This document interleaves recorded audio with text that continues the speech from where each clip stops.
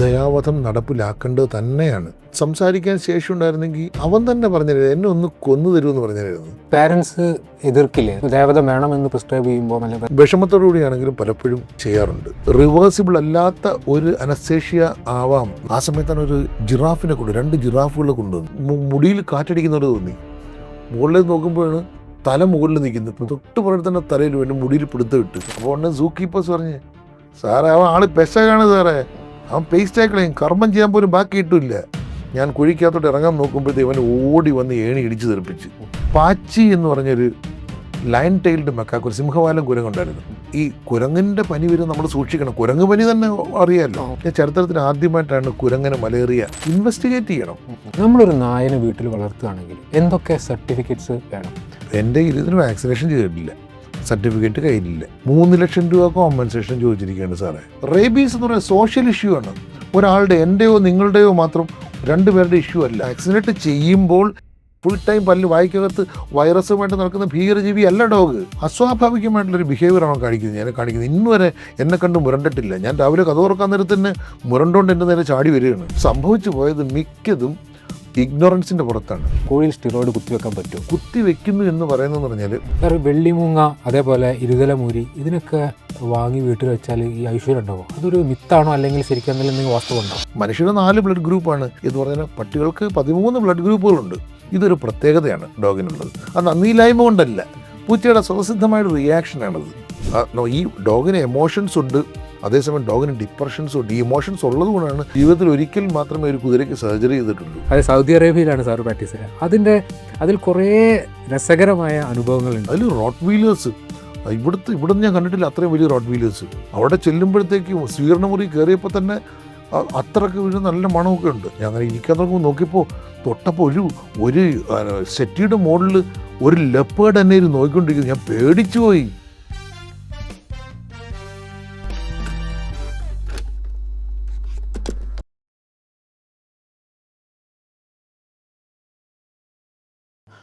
FNAC വഴി sir പല ക്യാൻസേഴ്സും കണ്ടുപിടിച്ചു പറഞ്ഞല്ലോ. പക്ഷേ സാറ് പറഞ്ഞു ക്യാൻസറിന് പല സ്ഥലത്തും മരുന്നുണ്ടാവില്ല. അപ്പം നമ്മൾ രോഗിയോട് പറയാം, അവർക്ക് എന്താണെന്നാണ് അറിയേണ്ടത്, എന്ത് അസുഖമാണ് എൻ്റെ നായ്ക്ക്. അതായത് ചില സമയത്ത് ഭയങ്കര വിഷമിച്ചിട്ടാണെങ്കിലും ദയാവധം പ്രിസ്ക്രൈബ് ചെയ്യാറുണ്ട്.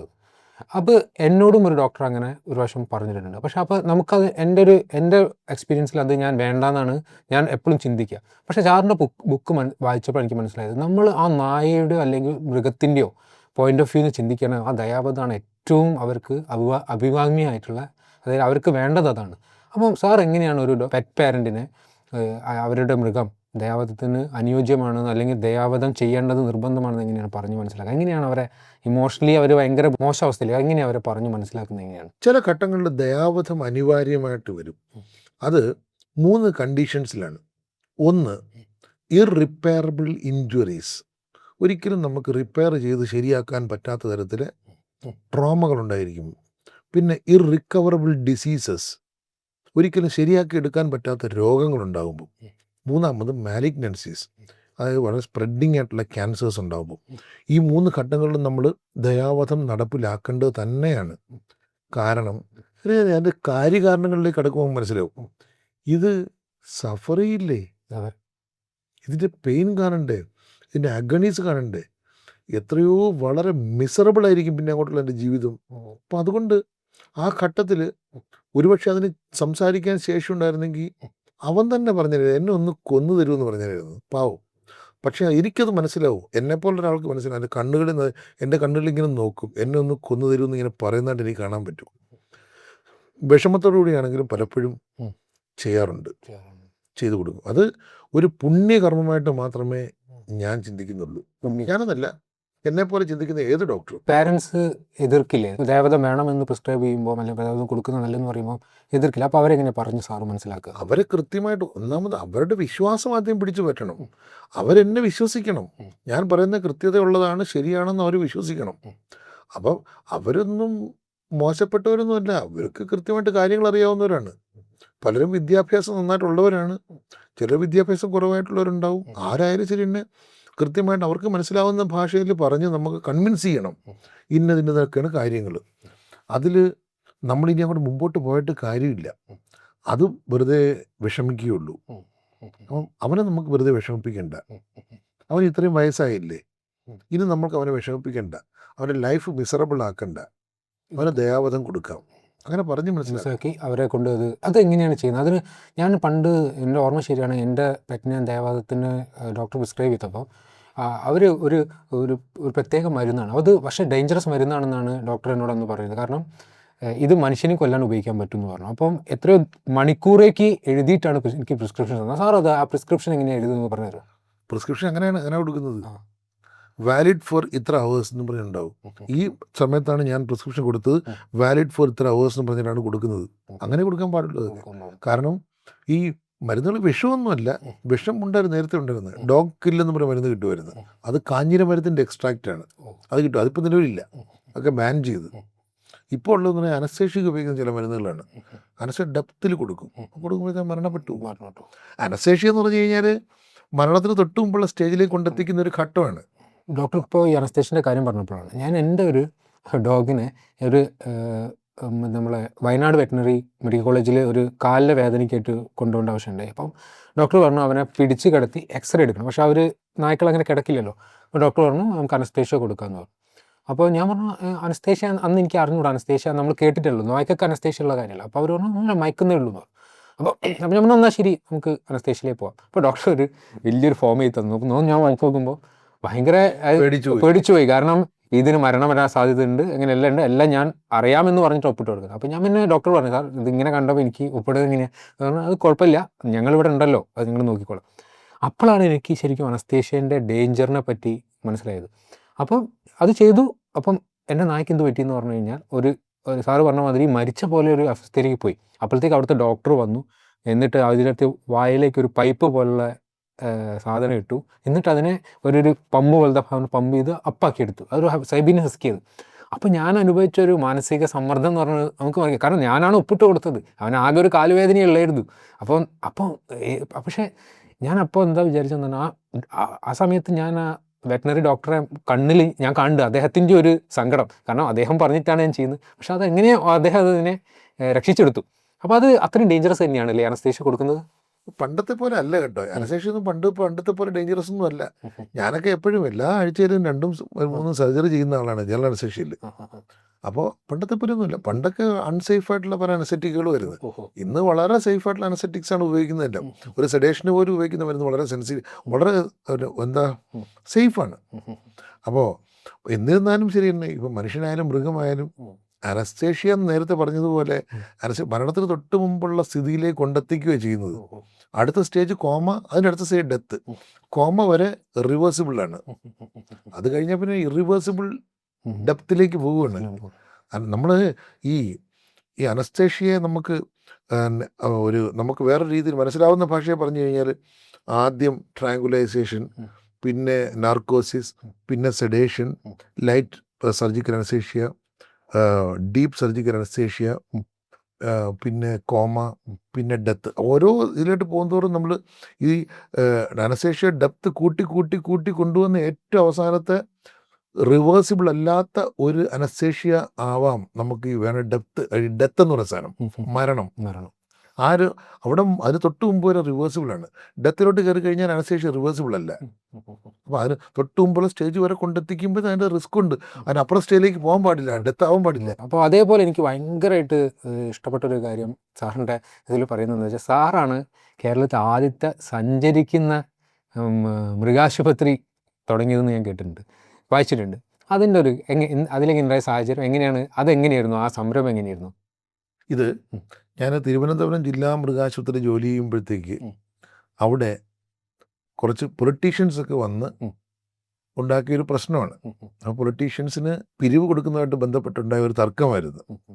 ഈ തർക്കത്തിൽ ഞാൻ ബലിയാടാവുകയും എന്നെ ഒരു പോൾട്രി ഫാമിലേക്ക് സ്ഥലം മാറ്റുകയും ചെയ്തു.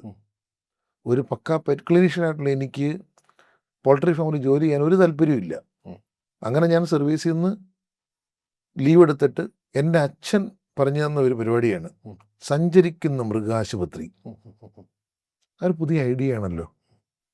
2003 കൊള്ളാം, ഒരു പുതിയ നോവൽ ഐഡിയ.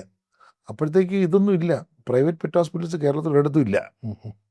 അങ്ങനെ കേരളത്തിലെ ചരിത്രത്തിൽ ആദ്യമായിട്ടുള്ള എസ്റ്റാബ്ലിഷ്ഡ് പെറ്റ് ഹോസ്പിറ്റൽ അവിടെ സൃഷ്ടിക്കപ്പെടുക. സഞ്ചരിക്കുന്ന മൃഗാശുപത്രിയുടെ ആംബുലൻസൊക്കെ വാങ്ങിച്ച് തത്തയുടെയും പട്ടിയുടെയും പൂച്ചയുടെയും പടങ്ങളൊക്കെ ഒട്ടിച്ച് വലിയ പരസ്യമൊക്കെ കൊടുത്ത് അന്നത്തെ പാർലമെൻ്ററി കാര്യ വകുപ്പ് മന്ത്രിയായിരുന്ന MM ഹസൻ സാറിനെ കൊണ്ട് ഫ്ലാഗ് ഓഫ് ചെയ്യിപ്പിച്ച് അവിടെ തുടങ്ങിയതാണ്. അതാണ് ആദ്യത്തെ സഞ്ചരിക്കുന്ന മൃഗാശുപത്രി.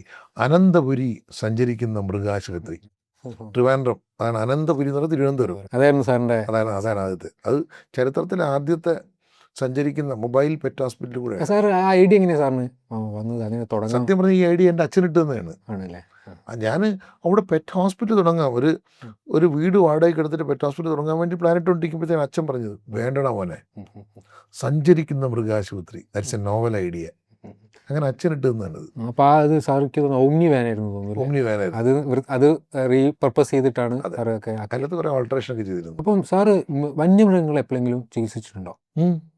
ഇഷ്ടംപോലെ. നമ്മളിപ്പം തൃശ്ശൂരാണ് സൂ ഉള്ളത്, അപ്പോൾ നമ്മൾ ആ ഡിസ്ട്രിക്ട് ഹോസ്പിറ്റലിൽ വെറ്റിനറിനെ വർക്ക് ചെയ്യുമ്പോൾ ഇവരെയും നമ്മൾ നോക്കേണ്ടതായിട്ടുണ്ടോ? അങ്ങനെയാണ്. ഞാൻ തിരുവനന്തപുരം ഡിസ്ട്രിക്ട് ഹോസ്പിറ്റലിൽ വർക്ക് ചെയ്യുമ്പോഴത്തേക്ക് കുറേ കാലം അവിടെ ട്രിവാൻഡ്രം സൂവിൽ ഡോക്ടർ ഇല്ലായിരുന്നു. അപ്പോൾ ആ കാലഘട്ടത്തിൽ എനിക്ക് അഡീഷണൽ ചാർജ് കിട്ടിയതാണ്. അപ്പോൾ അവിടെ എന്തുണ്ടെങ്കിലും ഞാൻ അവിടെ പോവുകയാണ് ചെയ്യുന്നത്. രസകരമായ അനുഭവങ്ങൾ എനിക്കുള്ളത്.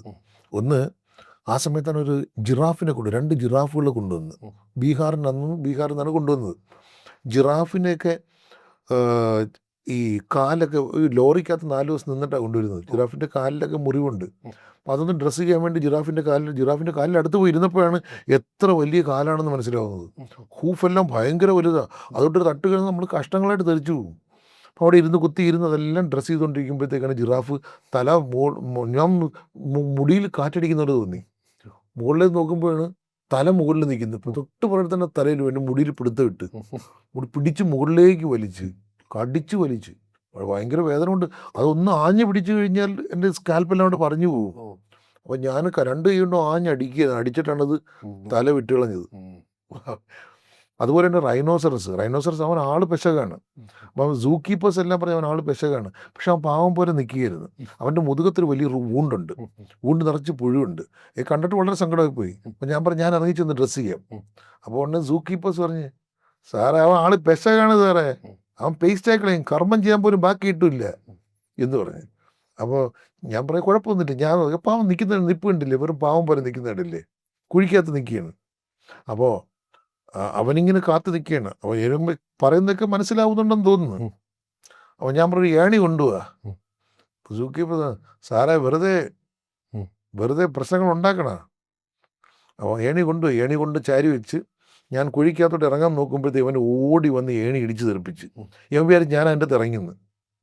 ഇടിച്ച് തെറിപ്പിച്ചിട്ട് ബാക്കിലോട്ട് നോക്കുകയാണ് ഞാൻ അകത്ത് വീണോന്ന്.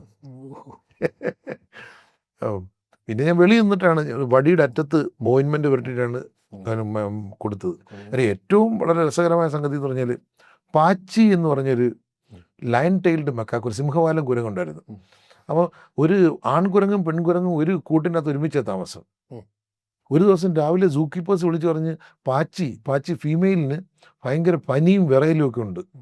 ഞാൻ ചെന്ന് നോക്കുമ്പോഴത്തേക്ക് ഇങ്ങനെ കായും കാലും ഒക്കെ സ്റ്റിഫായി ഇങ്ങനെ ഈ ചുള്ളിക്കമ്പ് പോലെ കിടക്കുകയാണത്, ഉണങ്ങിയ കമ്പ് പോലെ കിടക്കുക കൂട്ടിനകത്ത്.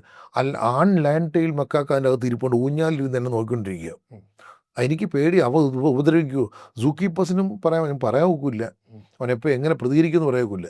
ഞാൻ വിചാരിച്ചു അവൻ കടിക്കട്ടെ. ഞാൻ കൂട്ടിൻ്റെ അകത്ത് കയറി. അപ്പോൾ അവൻ മുകളിൽ ഊഞ്ഞാലിരിപ്പുണ്ട്, വെറുതെ നോക്കിയിട്ട് ഞാൻ കൂട്ടിൻ്റെ അകത്ത് കയറി ഇവനെ താങ്ങിയെടുത്ത്, ഈ പെണ്ണിനെ താങ്ങിയെടുത്ത്, നല്ല പനിയുണ്ട്, താങ്ങിയെടുത്ത് കൂട്ടിൻ്റെ പുറത്തിറങ്ങി കൂടൊക്കെ അടച്ച് വെളിയിൽ സന്ദർശകരൊക്കെ കണ്ടുകൊണ്ടിരിക്കുന്നത്. അങ്ങനെ എടുത്ത് അപ്പം തന്നെ ഒരു ഓട്ടോറിക്ഷയിൽ കയറി എൻ്റെ തോളിലിട്ടുകൊണ്ടാണ് ഞാൻ പോയത്. ഞാൻ പോയി അങ്ങനെ എൻ്റെ ഡിസ്ട്രിക്ട് ഹോസ്പിറ്റലിൽ കൊണ്ടുവന്ന്. അപ്പോൾ നല്ല പനിയുണ്ട്, ഭയങ്കര. ഈ കുരങ്ങിൻ്റെ പനി വരും, നമ്മൾ സൂക്ഷിക്കണം. കുരങ്ങ് പനി തന്നെ അറിയാമല്ലോ, കുരങ്ങിൻ്റെ പനി വരുമ്പോൾ, കാരണം കുരങ്ങും പ്രൈമേറ്റാണ്, നമ്മളും പ്രൈമേറ്റാണ്. കുരങ്ങൾക്ക് വരുന്ന പല അസുഖങ്ങളും നമുക്കും വരും. കുരങ്ങനെ ഈ ചേർത്ത് കൊണ്ടുപോകുന്നൊക്കെ സൂക്ഷിച്ച് തന്നെ വേണം. പക്ഷേ ഇന്ന് ഞാൻ അപ്പോഴൊന്നും ആലോചിച്ചില്ല. ടെമ്പറേച്ചർ എടുത്തപ്പോൾ വളരെ കൂടുതലാണ്. അപ്പോൾ അവൻ്റെ ബ്ലഡ് സാമ്പിൾ എടുത്തു, അവൻ്റെ നട്ടലിൻ്റെ ഇടയ്ക്ക് നിന്ന് സെർബ്രോസ്പൈനൽ ഫ്ലൂയിഡ് കുത്തിയെടുത്ത്. മെനിഞ്ചൈറ്റിസ് ആണോ ഡൗട്ടുണ്ട്. അപ്പോൾ അങ്ങനെ ഇതെല്ലാം എടുത്ത് സെർബ്രോസ്പൈനൽ ഫ്ലൂയിഡൊക്കെ എടുത്ത് അതിനുശേഷം അവിടെ കിടത്ത് ഞാൻ ഈ ബ്ലഡും നട്ടലിടയ്ക്ക് കുത്തിയെടുത്തതും ബലരാമ സാറിലേക്ക് കൊണ്ടുപോയി. FNACA. അല്ല FNAC അല്ല സാർ, ഇത് രണ്ടും എടുത്തിട്ട് സാറിലേക്ക് കൊണ്ടുപോയി. അപ്പോൾ സാറ് സ്റ്റേജ് അവൻ്റെ ബ്ലഡൊക്കെ സ്റ്റേജ് ചെയ്തിട്ട് സാറ് അന്ന് ഉച്ച കഴിഞ്ഞപ്പോൾ എന്നെ വിളിച്ചിട്ട് വിനോദ് വരൂ, വളരെ കൗതുകകരമായിട്ടുള്ള കാര്യങ്ങൾ ഞാൻ കാണിച്ചു തരാം. ചെന്നപ്പോഴത്തേക്ക് സാറ് മലേറിയയുടെ പ്ലാസ്മോഡിയം ഫാൾസിഫയറും കാണിച്ചു തന്നു. ഞാൻ ചരിത്രത്തിൽ ആദ്യമായിട്ടാണ് കുരങ്ങനെ മലേറിയ ഡിറ്റക്ട് ചെയ്യുന്നത്. അത് ഇന്ത്യയിൽ തന്നെ, കേരളത്തിൽ എനിക്കറിയാം, ഇന്ത്യയിൽ തന്നെ ആദ്യമാണെന്ന് എനിക്കറിയാം. എന്തായാലും കേരളത്തിൽ ആദ്യമായിട്ടാണ് കുരങ്ങിന് മലേറിയ ഡിറ്റക്ട് ചെയ്തു. ഞാനായിരുന്നു എൻ്റെ പുറകിൽ. എനിവേ അത് ആ കുരങ്ങന് മലേറിയയാണെന്ന് മനസ്സിലായി. അങ്ങനെ പ്രൈമേറ്റ് മലേറിയ മനസ്സിലാക്കി കുരങ്ങനെ പിന്നെ മലേറിയയുടെ മരുന്നുകൾ കൃത്യമായിട്ട് കൊടുത്ത്, മലേറിയൽ മെനിഞ്ചൈറ്റിസ് ഉണ്ടായിരുന്നു, അവന് അത് കൊടുത്ത് മരുന്നുകൾ കൊടുത്ത് കറക്റ്റ് അവൻ്റെ അസുഖമെല്ലാം മാറി. പാച്ചിയുടെ അസുഖമെല്ലാം മാറി. പാച്ചി തുള്ളി കളിച്ച് കുറേ കാലം ജീവിച്ചിരുന്നു. അത് ഭയങ്കര ഇതാണ് അല്ലേ? വലിയൊരു എന്നെ സംബന്ധിച്ചിടത്തോളം ഒരു വെറ്ററിനറി എന്നുള്ള രീതിയിൽ വലിയ ചാരിതാർത്ഥ്യം ഉണ്ടാക്കുന്ന ഒരു കാര്യമാണ്. സാറിന് അപ്പം അത് സാറിന് എക്സ്പീരിയൻസ് വന്നല്ലേ ഇതിങ്ങനെ ചെയ്യണം എന്നുള്ളതൊക്കെ? പിന്നെ അല്ലേ? അതെ, അതല്ലാതെ ഒരാൾക്ക് തോന്നുന്നു അങ്ങനെ പെട്ടെന്ന്? ഇല്ല, തോന്നില്ല. നമുക്ക് ഡെലിബറേറ്റ്ലി ഇത് കൊണ്ടുപോയിട്ട് പരിശോധിച്ച് നോക്കിയാൽ, അല്ലാതെ അവിടെ കിടക്കുന്ന പാച്ചിക്ക് വെളിയിൽ നിന്നെന്തെങ്കിലും മരുന്ന് കൊടുത്തിടത്തും കാര്യമൊന്നുമില്ല. ഇൻവെസ്റ്റിഗേറ്റ് ചെയ്യണം. നേരത്തെ പറഞ്ഞ പോലെ ഡയഗ്നോസ് ചെയ്യണം. അസുഖം എന്താണെന്ന് കണ്ടുപിടിക്കണം. എങ്കിൽ മാത്രമേ നമുക്ക് ചികിത്സിക്കാൻ പറ്റുള്ളൂ. നമ്മൾ ഇതിനു മുമ്പേ സ്ട്രേ ഡോഗ്സിനെ പറ്റി പറഞ്ഞു. അപ്പോൾ അതിൻ്റെ ഒരു അനുബന്ധമായിട്ട് ചോദിക്കുകയാണ്, നമ്മളൊരു നായനെ വീട്ടിൽ വളർത്തുകയാണെങ്കിൽ എന്തൊക്കെ സർട്ടിഫിക്കറ്റ്സ് വേണം? സാറിൻ്റെ ഒരു ഇൻസിഡൻറ്റിൽ അതിൽ പറയുന്നത്, അത് എനിക്ക് ഇതുവരെ അറിഞ്ഞുകൂടായിരുന്നു. അതായത് സാറ് ഒരു അറിയാത്ത നമ്പറിൽ നിന്ന് വിളിച്ചിട്ട് പറഞ്ഞു, എനിക്ക് ഒരു പേവിഷബാധയ്ക്കെതിരെയുള്ള കുത്തിവയ്പ്പ് ഞാൻ എൻ്റെ നായിൽ എടുത്തിട്ടുണ്ടെന്നുള്ള സർട്ടിഫിക്കറ്റ് 2 ആഴ്ച മുമ്പേ തരണമെന്ന് പറഞ്ഞിട്ട് സാർ ഇൻസിഡൻറ്റ് പറയുന്നത്. അപ്പോഴാണ് എനിക്ക് മനസ്സിലായി അങ്ങനെ ഒരു സർട്ടിഫിക്കറ്റ് വേണമല്ലോ. പക്ഷേ അതിനുശേഷം സാറ് പറയുന്നുണ്ട് എന്തൊക്കെ ക്രൈറ്റീരിയ ഉള്ള സർട്ടിഫിക്കറ്റാണ്. ഇപ്പം ഈവൻ നമ്മളിപ്പോൾ ഒരു വെറ്റിനറിസിനോട് പറയും, ചെറിയൊരു പുസ്തകത്തിലാണ് അവർ ആ സാധനം ഒട്ടിച്ചിട്ട് ഇങ്ങനെ ഒപ്പിട്ട് തരികയാണ് ചെയ്യുന്നത്. അത് പോരാന്നുള്ള രീതിയിൽ സാർ അത് പറയുന്നു. അതൊന്ന് പ്രേക്ഷകർക്ക് വേണ്ടിയിട്ട് എക്സ്പ്ലെയിൻ ചെയ്യും. എങ്ങനെയുള്ള സർട്ടിഫിക്കറ്റാണ് നമ്മൾ വാങ്ങി വെക്കുന്നത്, അത് എന്തുകൊണ്ടാണ് ലീഗലായിട്ട് നമ്മളെ കയ്യിൽ വേണ്ടതെന്നൊന്ന് പറയും. എന്തൊക്കെ ലൈസൻസുകളാണ് ഒരു നായനെ നമ്മൾ വളർത്തുമ്പോൾ വേണ്ടത് എന്നുള്ളത് അതൊന്ന് പറയാൻ പറ്റുമോ? എൻ്റെ ഇൻസ്റ്റാഗ്രാം ചാനലിൽ ഇതിനെക്കുറിച്ച് ഞാൻ വളരെ വിശദമായിട്ട് പറയുന്നുണ്ട്. അതിന് ആദ്യം ഉദാഹരണം പറയാം. എന്തുകൊണ്ടാണ് ഒരു ഉദാഹരണം, ഈ ഉദാഹരണം കേൾക്കുമ്പോൾ തന്നെ മനസ്സിലാവും. അതായത് ഞാൻ കൊച്ചിയിൽ പ്രാക്ടീസ് ചെയ്യുമ്പോഴത്തേക്ക് കളമശ്ശേരി ഭാഗത്ത് നിന്ന് ഒരു കാള് വന്ന്, ഹലോ വിനോദ് ഡോക്ടർ അല്ലേ? അതെ. ഡോക്ടറെ, ഞങ്ങളുടെ പട്ടിക്ക് വാക്സിനേഷൻ എടുക്കണമായിരുന്നല്ലോ. വാക്സിനേഷൻ എടുക്കാമല്ലോ, എൻ്റെ ക്ലിനിക്കിലേക്ക് കൊണ്ടുവന്നാൽ മതി. ഡോക്ടർ വീട്ടിലേക്ക് വരുക. വീട്ടിലേക്ക് വരാം. കളമശ്ശേരി വരെ വരാൻ ഒരുപാട് ദൂരമില്ലേ? അവിടുത്തെ ഏതെങ്കിലും ഡോക്ടേഴ്സിനോട് പറഞ്ഞാൽ പോരെ? അവർ വരില്ല ഡോക്ടറെ. ഞാനൊന്ന് അങ്ങോട്ട് വരട്ടെ, ഒരു സർട്ടിഫിക്കറ്റ് കിട്ടിയാൽ മതി. അപ്പം തന്നെ എനിക്ക് ക്ലിക്ക് ചെയ്ത് സർട്ടിഫിക്കറ്റ് മാത്രം മതി, അതിന് കുത്തിവെക്കണ്ടേ? എനിക്കൊരു സർട്ടിഫിക്കറ്റ് മതി ഡോക്ടറെ. അപ്പം പഴയ ഡേറ്റിട്ടൊരു സർട്ടിഫിക്കറ്റ് വേണം. എന്താ പറ്റിയേ? അത് സത്യം പറയല്ലോ ഡോക്ടറെ, പട്ടി 2 ആഴ്ച മുമ്പ് ഒരാളെ കടിച്ചു ഡോക്ടറെ. കടിച്ച ആൾ പോലീസിൽ കേസ് കൊടുത്തു. അത് കഴിഞ്ഞപ്പോൾ മജിസ്ട്രേറ്റ് കോടതിയിൽ കേസ് എത്തിയിട്ടുണ്ട്. 3 ലക്ഷം രൂപ കോമ്പൻസേഷൻ ചോദിച്ചിരിക്കുകയാണ് സാറേ.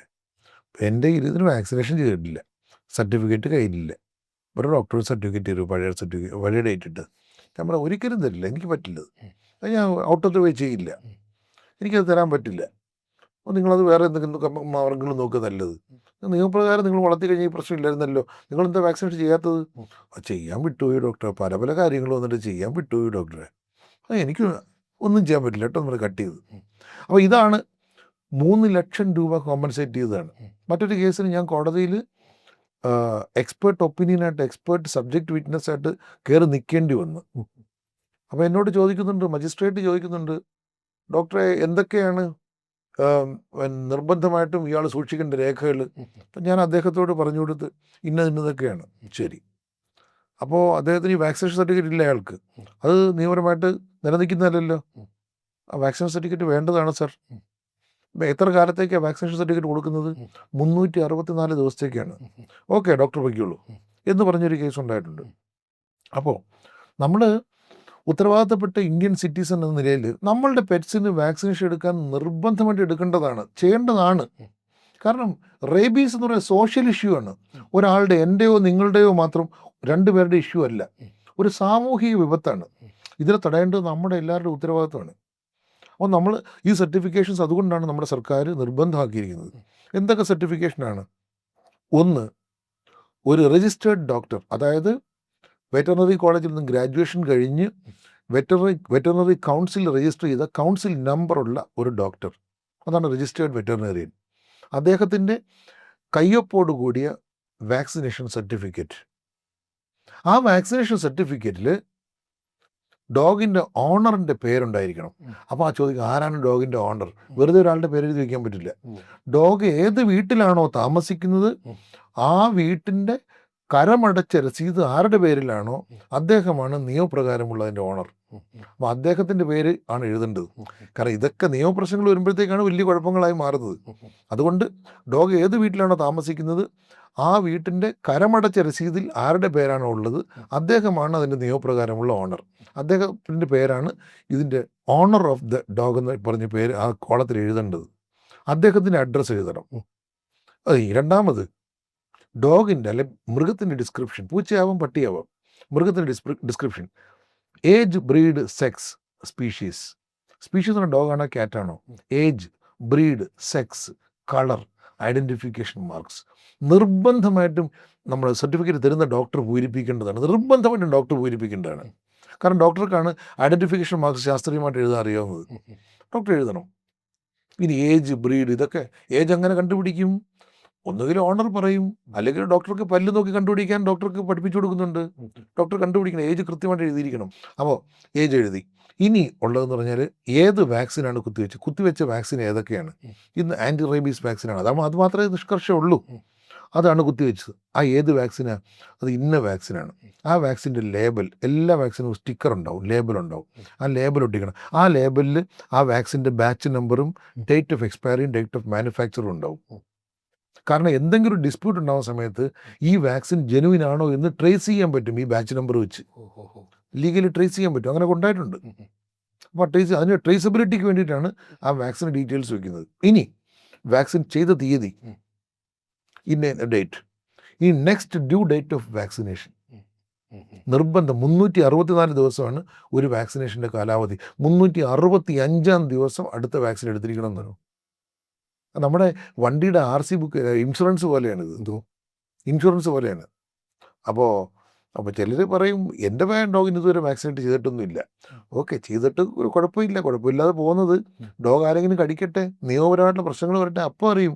നമ്മൾ ഈ ലൈസൻസ് ഇല്ലാതെ വണ്ടി ഓടിക്കുന്ന പോലെയാണ്. അപ്പോൾ തട്ടും മുട്ടും ചെയ്തില്ല, പോലീസ് പിടിച്ചാൽ പിന്നെയും രക്ഷപ്പെടാം, സ്വാധീനമുണ്ട്, രക്ഷപ്പെടാമെന്ന് വയ്ക്കും. പലരും നെഞ്ചത്ത് കയറുകയാണെങ്കിലോ, തട്ടും മുട്ടുമൊക്കെ ചെയ്യുകയാണെങ്കിലോ, അവൻ്റെ റിബ് ഒടിയുകയാണെങ്കിലോ ക്രിമിനൽ കേസായി എന്ന് പറയുന്നത്. എന്തെങ്കിലും നമ്മുടെ ഡോഗ് ആരെങ്കിലും കയറി കടിക്കുമ്പോഴത്തേക്കാണ് കുഴപ്പമായി മാറുന്നത്. അപ്പം ഒരു ഫുൾ പ്രൂഫ് വാക്സിനേഷൻ സർട്ടിഫിക്കറ്റ്. ഇനി ഈ വാക്സിനേഷൻ സർട്ടിഫിക്കറ്റിൽ ഡോക്ടറുടെ കയ്യൊപ്പ്, നിർബന്ധമായിട്ടും ഡോക്ടറുടെ കയ്യൊപ്പ് വേണം. ഡേറ്റഡ് സിഗ്നേച്ചർ വേണം. ഡോക്ടർ എന്നാണോ കൊടുത്തത് ആ ഡേറ്റ്, കാരണം ആ ഡേറ്റ് ഇതുമായിട്ട് രണ്ടും, ഈ ഡേറ്റ് ഓഫ് വാക്സിനേഷൻ ഡോക്ടറുടെ കയ്യൊപ്പുമായിട്ട് അത് യോജിക്കണം. അന്ന് കൊടുത്ത രണ്ട് ഡേറ്റും ഒന്നായിരിക്കണം. Dated signature with the credentials of the doctor, like ഡോക്ടറുടെ പേര് പ്ലസ് ഡോക്ടറുടെ Kerala veterinary council registration number. ഇത് രണ്ടും മാത്രം മതി. ഡോക്ടറുടെ ഡെസിഗ്നേഷൻ ഒന്നും വേണ്ട. കൗൺസിൽ രജിസ്ട്രേഷൻ നമ്പർ ഉണ്ടെങ്കിൽ ഡോക്ടറെ ട്രേസ് ചെയ്യാൻ വളരെ എളുപ്പമാണ്. ഈ ഡോക്ടർ ജെനുവിൻ ആണോ എന്ന് കോടതിക്ക് വേണമെങ്കിൽ പരിശോധിക്കാം. വെറുതെ കയറി കേരള വെറ്ററിനറി കൗൺസിൽ .org എന്ന് പറഞ്ഞ സൈറ്റ് ഉണ്ട്, അതിൽ കയറിയിട്ട് ഡോക്ടറെ ജാതകം ഒഴുകി ഇറങ്ങി വരും ഡോക്ടറുടെ കൗൺസിൽ നമ്പർ അടിച്ചു കൊടുക്കുമെങ്കിൽ. അപ്പോൾ അത് അങ്ങനെ ട്രേസബിലിറ്റിക്ക് വേണ്ടിയിട്ടുണ്ട്. അതെല്ലാം സുതാര്യമായിരിക്കണം. ഇത്രയും കാര്യങ്ങൾ ഒരു ഡോക്ടർ വാക്സിനേറ്റ് ചെയ്യുമ്പോൾ ഇത്രയും കാര്യങ്ങൾ നിർബന്ധമായിട്ടും വേണം. നിങ്ങളത് വായിച്ചു നോക്കണം. വാക്സിൻ വാങ്ങിച്ചോണ്ട് പോകുന്ന ആളിത് വായിച്ചു നോക്കണം. നോക്കിയിട്ട് ഇതെല്ലാം ഉണ്ടെന്ന് ഉറപ്പ് വരുത്തണം. ഇല്ലെങ്കിൽ അപ്പം തന്നെ ഡോക്ടറെ കൊണ്ട് ചെയ്യിപ്പിക്കണം. ഡോക്ടർ അത് ചെയ്തു കൊടുക്കാൻ നിർബന്ധിതനാണ്. ഡോക്ടറുടെ കടമയാണ്, ഡോക്ടറുടെ കർത്തവ്യമാണ്. അത് ഡോക്ടർ നിർബന്ധമായിട്ട് ചെയ്തു കൊടുക്കേണ്ടതാണ്. ഇനി അത് ഒന്നാമത്തെ ഡോക്യുമെൻ്റ്. രണ്ടാമത്തെ ഡോക്യുമെൻ്റ്, വീട്ടിന് വെളിയിൽ, നമ്മൾ ഡോഗിനെ വളർത്തുന്ന വീട്ടിന് വെളിയിൽ ബിവെയർ ഓഫ് ഡോഗ് എന്നൊരു ബോർഡ് വെക്കണം. മൂന്നാമത്തെ ഡോക്യുമെൻ്റ് എന്ന് പറഞ്ഞാൽ നമ്മുടെ ഈ വാക്സിനേഷൻ സർട്ടിഫിക്കറ്റ് അതാത് തദ്ദേശ സ്വയംഭരണ സ്ഥാപനത്തിൽ പ്രൊഡ്യൂസ് ചെയ്ത് അവർ തരുന്ന ലൈസൻസ് കൈവശം സൂക്ഷിക്കണം. അപ്പോഴത്തേക്ക് നമ്മുടെ ഡോഗ് അവരുടെ കണക്കിൽ പെട്ട് കഴിഞ്ഞ് അതുവഴി നമ്മൾ നല്ലൊരു കാര്യമാണ് ചെയ്യുന്നത്. അതായത് നമ്മൾ കൃത്യമായിട്ട് നിയമം പാലിക്കുന്നുണ്ട്. അതേസമയം നമ്മുടെ തദ്ദേശ സ്വയംഭരണ സ്ഥാപനം, പഞ്ചായത്താവട്ടെ, മുനിസിപ്പാലിറ്റി ആവട്ടെ, കോർപ്പറേഷൻ ആവട്ടെ, അവർക്ക് ആ തദ്ദേശ സ്വയംഭരണ പ്രവിശ്യയിൽ എത്ര ഡോഗ്സ് ഉണ്ട്, എത്ര എണ്ണം വീടിനകത്തുണ്ട്, എത്ര എണ്ണം തെരുവിലുണ്ട് എന്നുള്ള കൃത്യമായിട്ടുള്ള കണക്കെടുക്കാനും പറ്റും. ഇതൊക്കെ നമ്മൾ ഒരു ഉത്തരവാദിത്തപ്പെട്ട ഇന്ത്യൻ പൗരൻ എന്ന നിലയിൽ നമ്മളതൊക്കെ പാലിക്കേണ്ടതല്ലേ. അതെ, ഇത്രയൊക്കെയാണ് ഈ 3 ഡോക്യുമെന്റ്സ് ആണ്. നിർബന്ധം. ഏറ്റവും പ്രധാനപ്പെട്ടതാണ് ഈ വാക്സിനേഷൻ സർട്ടിഫിക്കറ്റ്. റാബീസ് വാക്സിൻ പ്രത്യേകിച്ചും. സാമൂഹ്യ വിപത്താണ്. ആൻറ്റി റേബീസ് വാക്സിൻ എടുത്തു കഴിഞ്ഞാൽ 100% ഇഫക്റ്റീവാണ്. ഇപ്പോഴത്തെ വാക്സിനൊക്കെ 100% ഇഫക്റ്റീവാണ്. നമ്മുടെ ഡോഗിന് റേബീസ് വരില്ല. സാറിൻ്റെ പുസ്തകത്തിൻ്റെ അവസാന ഭാഗം എനിക്ക് തോന്നുന്നു ഒരു 20 പേജ് റാബീസിന് മാത്രമായിട്ടാണ് മാറ്റി വെച്ചിരിക്കുന്നത്. അപ്പം നമ്മുടെ പ്രേക്ഷകർക്ക് വേണ്ടി ഈ റാബീസിനെ പറ്റി ഒരു ചെറിയൊരു അവബോധം ഉണ്ടാക്കാനുള്ള ഒരു ഇത് കൊടുക്കാൻ പറ്റുമോ? റേബീസ് ഇന്ന് വലിയൊരു പേടി സ്വപ്നം പോലെയാണ് റേബീസ്. ഇത്ര പേടി സ്വപ്നമൊന്നും ആവേണ്ട കാര്യമില്ല. റേബീസിൻ്റെ വൈറസാണ്. ഒരു വൈറസാണ് ഉണ്ടാക്കുന്നത്. ഈ വൈറസ് ഒരു പേടി സ്വപ്നം പരത്തുന്ന വൈറസൊന്നും അല്ല. ഇത് കാറ്റടിച്ചാൽ ചത്തുപോകും, വെയിലടിച്ചാൽ ചത്തുപോകും. പൊട്ടാസ്യം പെർമാംഗനേറ്റോ ഹൈഡ്രജൻ പെറോക്സൈഡോ എന്തെങ്കിലും ഈ സോഡിയം കാർബണേറ്റ് എന്താ സോപ്പ് വെള്ളം വീണാൽ തന്നെ ചത്തുപോകും. അങ്ങനത്തെ ഫ്ലിംസി ആയിട്ടുള്ള അത്രയും സെൻസിറ്റീവ് ആയിട്ടുള്ളൊരു വൈറസാണ്. അതിനെ ഇത്ര ഭയക്കേണ്ട കാര്യമില്ല. പക്ഷേ നമ്മുടെ ഒരു ആപ്തവാക്യം ഉണ്ടല്ലോ, ഭയമല്ല ജാഗ്രതയാണ് വേണ്ടത്. ശരിക്കും ജാഗ്രത തന്നെയാണ് വേണ്ടത്. ആദ്യം നമ്മൾ ചെയ്യേണ്ട ഒരു കാര്യം എന്ന് പറഞ്ഞാൽ തെരുവുനായയുടെ നിയന്ത്രണം. പിന്നെ നമ്മൾ ഒരു ഇഗ്നോറൻസ് ഉണ്ടാവരുത്. ഒരു തെരുവുനായയുടെ കടി കിട്ടിയാലോ ഒക്കെ ഇഗ്നോറൻസ് ഉണ്ടാവരുത്. നായയോട് അൺനോൺ ആയിട്ടുള്ളൊരു ഡോഗിൻ്റെ കടി കിട്ടിക്കഴിഞ്ഞാൽ നിർബന്ധമായിട്ടും അതിനെ ഒരു ഡോക്ടറെ കാണിച്ചാൽ അദ്ദേഹമാണ് എൻ്റെ അതോറിറ്റി. അദ്ദേഹം പറയും. ഡോക്ടർ എന്ന് പറയുമ്പോഴത്തേക്ക് നമ്മൾ ആദ്യം ചെയ്യേണ്ടത്, ഞാൻ എല്ലാവരോടും പറയുന്നൊരു കാര്യം, കടി കിട്ടിക്കഴിഞ്ഞാൽ ആദ്യം ഒരു വെറ്ററിനറീനെ കാണണം. വെറ്ററിനറി വൂണ്ട് കാണിച്ച് ചികിത്സിപ്പിക്കുക എന്നുള്ളതല്ല, വെറ്ററിനറീനെ പോയി കണ്ടിട്ട് എന്തുകൊണ്ടാണ് നിങ്ങളുടെ ഡോഗ് കടിച്ചത് എന്നുള്ളതിനെപ്പറ്റി വസ്തുനിഷ്ഠമായിട്ടൊരു അവലോകനം നടത്തണം. ചിലപ്പോൾ നിങ്ങളുടെ ഡോഗ് വിശന്ന് പൊരിഞ്ഞ് ആഹാരം കഴിച്ചുകൊണ്ടിരിക്കുക, അവൻ്റെ പാത്രത്തിൽ കയറി പിടിച്ച് വലിച്ചു കഴിഞ്ഞാൽ അവൻ ചിലപ്പോൾ കടിച്ചെന്നിരിക്കും. അവൻ്റെ വാരി കയറി പിടിച്ച് വലിയ ചിലവന്മാർ കടിക്കും. ചിലർക്ക് ഒട്ടും ഇഷ്ടമല്ല കയ്യിൽ കയറി പിടിക്കുന്നത്, മുൻകാലിൽ കയറി പിടിക്കുന്നത്. അവർ ചിലപ്പോൾ ആരായാലും ചിലപ്പോൾ കടിച്ചതിരിക്കും, ചിലപ്പോൾ കമ്മിയെന്നിരിക്കും. അപ്പോൾ ഇതൊക്കെ സാഹചര്യം, കടിക്കാനുണ്ടായ സാഹചര്യം വിലയിരുത്തണം. പൂച്ചയുടെ വാലിൽ കയറി ചോട്ട് പൂച്ച പെട്ടെന്ന് കടിക്കും, പേ ഉണ്ടായിട്ടല്ല. പിന്നെ പൂച്ചയുടെയും പട്ടിയുടെയൊക്കെ വായ്ക്കകത്ത് പേയുടെ വൈറസുമായിട്ട് നടക്കുന്ന ഭീകര ജന്തുക്കളാണ് എന്നുള്ള കോൺസെപ്റ്റേ കളയണം. ഒരിക്കലുമല്ല. പേ ഉള്ള ഡോഗ്സ്, പ്രത്യേകിച്ച് നമ്മുടെ വീടിൻ്റെ അകത്ത് ഡോഗ്സ് പേ ഉണ്ടെന്നുണ്ടെങ്കിൽ അത് എക്സർസൈസ് ചെയ്യും, അത് പുറത്തേക്ക് വരും, എക്സ്പ്രസ് ചെയ്യും, അതിൻ്റെ സിംറ്റംസ് എക്സ്പ്രസ് ചെയ്യും. അപ്പോൾ സിംറ്റംസ് എക്സ്പ്രസ് ചെയ്യുന്നത് വേറൊരു തരത്തിലാണെന്നേ ഉള്ളൂ. കാരണം സിംറ്റംസ് എക്സ്പ്രസ് ചെയ്യുന്നതിന് 5 ദിവസം മുമ്പ് തന്നെ സലൈവയുടെ ഈ വൈറസ് എക്സ്ക്രീറ്റ് ചെയ്ത് തുടങ്ങും. അതുകൊണ്ടാണ് ഇതിനെ ഭയപ്പെടുന്ന രീതിയിൽ നമ്മുടെ ഹ്യൂമൻ ഡോക്ടേഴ്സ് ആയാലും പറയുന്നത്. സിംറ്റംസ് വരുന്നതിന് മുമ്പ് തന്നെ 5 ദിവസം മുമ്പ് തന്നെ സിംറ്റം ഇല്ലാതിരിക്കുന്ന ഒരു അവസരത്തിലും ഈ സലൈവയിൽ വൈറസ് ഉണ്ടാകും. അതുകൊണ്ട് നമ്മളതിനെ ഭയക്കണം, ജാഗ്രതയോടുകൂടി കാണണം. എപ്പോഴെങ്കിലും ഒരു എക്സ്പോഷർ ഉണ്ടായിക്കഴിഞ്ഞാൽ, എക്സ്പോഷറിനെ ക്ലാസ് 1, ക്ലാസ് 2, ക്ലാസ് 3, ക്ലാസ് 4 4ആയിട്ട് തിരിച്ചിട്ടുണ്ട്. ക്ലാസ് 1 എന്ന് പറഞ്ഞു കഴിഞ്ഞാൽ അത് ഓരോന്നും, തലയ്ക്ക് കടി കിട്ടുന്നതിനെ ക്ലാസ് 4 എന്ന് പറയും, തലയ്ക്ക് കഴുത്തും കടി കിട്ടുന്നതിനെ. ഒരു നക്ക് കിട്ടുന്നതിനൊക്കെ ക്ലാസ് 1 എന്ന് പറയും. ക്ലാസ് 1-നൊന്നും വലുതായിട്ട് പേടിക്കേണ്ട കാര്യമില്ല. അപ്പോൾ ക്ലാസ് 1 ആണോ, ക്ലാസ് 3 ആണോ, ക്ലാസ് 4 ആണോ, ക്ലാസ് 2 ആണോ തരംതിരിക്കുന്നത് ചികിത്സിക്കുന്ന ഡോക്ടറാണ്. വെറ്ററിനറി ഡോക്ടറല്ല, മെഡിക്കോസാണ്, അവരാണ് തീരുമാനിക്കുന്നത്. അപ്പോൾ ആദ്യം ഒരു വെറ്ററിനറി ഡോക്ടറെ കണ്ട ശേഷം കടി കിട്ടാനുണ്ടായ അല്ലെങ്കിൽ നക്ക് കിട്ടാനുണ്ടായ സാഹചര്യം പരിശോധിക്കുക. അതിനുശേഷം മാത്രം പോയി അതിനുശേഷം ഒരു ഡോക്ടറെ, മറ്റൊരു MBBS ഡോക്ടറെ കാണുക. അദ്ദേഹമാണ് അൾട്ടിമേറ്റ്ലി തീരുമാനിക്കുന്നത്. പക്ഷേ ഈ തീരുമാനങ്ങൾ, അദ്ദേഹത്തിൻ്റെ തീരുമാനം എന്താണോ അത് കൃത്യമായിട്ട് ചെയ്യണം. ഇനി ആദ്യം പോകുന്ന വെറ്ററിനറി ഡോക്ടർ പറയുകയാണ്, ഇത്രയേ ഉള്ളൂ, ഇത് പേടിക്കണ്ട, ഇത് നിങ്ങൾ അങ്ങനെയൊക്കെ ചെയ്തുകൊണ്ടില്ലേ. പിന്നെ നിങ്ങളുടെ വീട്ടിലോ, ഇപ്പോൾ എൻ്റെ അടുക്കെ വരുന്നുണ്ട് ആൾക്കാർ. വരുമ്പോഴത്തേക്ക് ഞാൻ ചോദിക്കും, പല്ലം തട്ടിയതാണോ? പല്ല് തട്ടിയെന്ന് എന്തിനാ വാക്സിൻ കളിച്ചോണ്ട് നമ്മൾ കൊച്ചിൻ്റെ കയ്യിൽ പല്ലം ചെറുതായിട്ട് തട്ടി. ഏത് വീട്ടിൽ വളർന്ന പോമറേനിയനാണ്, അല്ലെ വീട്ടിൽ വളർന്ന ഷിറ്റ്സു ആണ്, സ്വാഭാവികവും. അത് പല്ലം തട്ടി, ഞാൻ പറഞ്ഞില്ലേ, ഫുൾ ടൈം പല്ല് വായിക്കകത്ത് വൈറസുമായിട്ട് നടക്കുന്ന ഭീകരജീവി അല്ല ഡോഗ്. പല്ലൊക്കെ തട്ടുന്നതൊക്കെ സ്വാഭാവികം, അതിലൊന്നും ഭയപ്പെടേണ്ട കാര്യമൊന്നുമില്ല. അൺനാച്ചുറൽ സർക്കംസ്റ്റാൻസിലാണ്. ഞാൻ ഒരു ഉദാഹരണം പറയാം. എൻ്റെ സുഹൃത്ത്, എറണാകുളത്തെ സുഹൃത്ത്, അദ്ദേഹം വീട്ടിൽ ജർമ്മൻ ഷെഫേർഡിനെ വളർത്തുന്നുണ്ട്. രാവിലെ എന്നെ വിളിച്ച്, വിനോദേ, അസ്വാഭാവികമായിട്ടുള്ളൊരു ബിഹേവിയറാണ് കാണിക്കുന്നത്. ഇന്ന് വരെ എന്നെ കണ്ട് മുരണ്ടിട്ടില്ല. ഞാൻ രാവിലെ കഥ തുറക്കാൻ നേരത്ത് തന്നെ മുരണ്ടോണ്ട് എൻ്റെ നേരെ ചാടി വരികയാണ്, വായിക്കാത്ത പദ വരുന്നുണ്ട്. അത് അൺനാച്ചുറലാണ്, ഒരിക്കലും അസ്വാഭാവികമാണ്. അതൊക്കെ സ്വാഭാവികമായിട്ട് സംഭവിക്കുന്നതല്ല. ഞാൻ വീട്ടിൽ ചെന്ന് നോക്കുമ്പോൾ അതിങ്ങനെ പരക്കം പായുന്നുണ്ട്. അത് റേബീസ് വന്നതാണ് അതിന്. അതെപ്പോഴോ അതിന് എന്തോ അണ്ണാനോ പൂച്ചയോ എന്തോ കടിച്ച് റേബീസ് വന്നതാണ്. അപ്പോൾ അതങ്ങനെ. അല്ലാതെ വീട്ടിൻ്റെ അകത്ത് വളർന്നൊരു ഷിറ്റ്സു, അല്ലെങ്കിൽ വീട്ടിൻ്റെ അകത്ത് പിക്കിങ് കേസ്, ഒരു ലാസാപ്സ് അറിയാതെ എൻ്റെ പല്ലം തട്ടി, അത് പേടിക്കൊന്നും വേണ്ട. പക്ഷേ എപ്പോഴും ഒരു ഉപദേശം തേടുന്ന എപ്പോഴും നല്ലതാണ്. അറിയാതെ ഒരു മാന്ത് കിട്ടി, അതിന് പേടിക്കൊന്നും വേണ്ട. അങ്ങനെ പൊടിപ്പും തൊങ്ങലും വെച്ച് പല പല കഥകൾ പറയുന്നുണ്ട്. മരണം ഒരിക്കലും ഒരുപാട് സംഭവിച്ചിട്ടുണ്ട്. അതിലൊക്കെ എനിക്കൊരു അഗാധമായ ഒരു ഡോക്ടർ എന്ന രീതിയിൽ ദുഃഖമുണ്ട്. സംഭവിച്ചു പോയത് മിക്കതും ഇഗ്നോറൻസിൻ്റെ പുറത്താണ്. പലപ്പോഴും കടിയോ മാന്തോ ഒന്നും കിട്ടിയപ്പോഴത്തേക്ക് ഈ എക്സ്പേർട്ട് ഒപ്പീനിയൻ എടുക്കാതെയോ കൃത്യമായിട്ടുള്ള വാക്സിനേഷൻ ചെയ്യാതെയോ ഒക്കെ ഉണ്ടായ ഇഗ്നോറൻസ് കൊണ്ടാണ് പലപ്പോഴും മരണം ഉണ്ടായത്. പബ്ലിക് ഇതിൻ്റെ അകത്ത് മനസ്സിലാക്കിയെടുക്കേണ്ട ഒരുപാട് കാര്യങ്ങളുണ്ട്. അതിൽ എനിക്ക് വളരെയേറെ പബ്ലിക്കിനെ സഹായിക്കാൻ പറ്റുന്ന രീതിയിലാണ് എൻ്റെ പുസ്തകം ഞാൻ എഴുതിയിരിക്കുന്നത്. എൻ്റെ പുസ്തകത്തിൽ ഏതാണ്ട് 40 പേജോളം റേബീസിനെ പറ്റി എഴുതിയിട്ടുണ്ട്. ലാസ്റ്റ് ഫുൾ എൻ്റെ പബ്ലിക്ക് ഇത് വായിച്ചു കഴിഞ്ഞാൽ നിങ്ങൾക്ക് റേബീസിനെ പറ്റിയുള്ള സകല സംശയങ്ങളും ദൂരീകരിക്കപ്പെടും. I am damn sure. അത്രത്തോളം ഞാൻ ഡിസ്ക്രിപ്റ്റീവായിട്ടാണ് റേബീസിനെ പറ്റി എഴുതിയിരിക്കുന്നത്. അത് പബ്ലിക്കിന് മനസ്സിലാവുന്ന ഭാഷയിൽ എന്താണ് വൈറസ് എന്നുള്ളത് തുടങ്ങുന്നതിന് ഇല്ലേ, അങ്ങനെ തുടങ്ങി കൊണ്ടുപോവുക ചെയ്യുന്നത്. സാർ അതേപോലെ സാറ് പറഞ്ഞിട്ടുള്ളതാണ് ഡിസ്റ്റംബർ എല്ലാ നായ്ക്കൾക്കും വരുന്ന, എല്ലാ നായ്ക്കൾക്കും അല്ല, ഒരുവിധം എല്ലാ നായ്ക്കളും കണ്ടിട്ടുള്ളതാണ്. പക്ഷേ റാബീസ് പോലെ തന്നെ ഒരു വാക്സിനേഷൻ എടുത്തിട്ടുണ്ടെങ്കിൽ വരാത്ത ഒരു അസുഖമാണല്ലോ ഡിസ്റ്റംബർ എന്ന് പറയുന്ന അസുഖം. ഇതിൻ്റെ അകത്തും ഈ നൊരയും പതിയൊക്കെ വരുന്നില്ല. അപ്പോൾ അത് തമ്മിൽ മാറിപ്പോയിട്ടുള്ള അവസരം ഉണ്ടായിട്ടുണ്ടോ? പലപ്പോഴും ഞങ്ങൾക്ക് പോലും കൺഫ്യൂഷൻ ഉണ്ടാവും. റേബീസും ഡിസ്റ്റംബറും രണ്ടും തലച്ചോറിനെ ബാധിക്കുന്ന അസുഖങ്ങളാണ്. പക്ഷെ ഡിസ്റ്റംബറിൻ്റെതായിട്ടുള്ള ചില സയൻസ് ഉണ്ട്. പ്രത്യേകിച്ച് താടിയുടെ വിറയിൽ ഇങ്ങനെ കൂട്ടിയിടിക്കും. അത് റേബീസിന് ഇല്ല. അത് ഡിസ്റ്റംബറിനുണ്ട്. ഡിസ്റ്റംബറിന് അതുണ്ടെങ്കിൽ ഡിസ്റ്റംബർ ആണെങ്കിൽ അത് വരും. അപ്പം അതുകൊണ്ടാണ് ഇത് ഇങ്ങനെ രണ്ടിനും വായുന്ന പത വരും. രണ്ടും ചിലപ്പോൾ സീഷേഴ്സ്, ഫിറ്റ്സ്, എപ്പിലെപ്സി കാണിക്കും. രണ്ടിനും ഒരു വിറയലുണ്ടാവും, വെട്ടലും വിറയലും ഒക്കെ ഉണ്ടാവും. അപ്പോൾ ഇതൊക്കെ വരികയാണെങ്കിൽ ഒരു ഡോക്ടറെ കാണിക്കണം. അപ്പോൾ അദ്ദേഹത്തിന് വ്യക്തമായിട്ട് മനസ്സിലാവും ഇത് ഡിസ്റ്റംബർ ആണോ റേബീസ് ആണോ എന്ന്.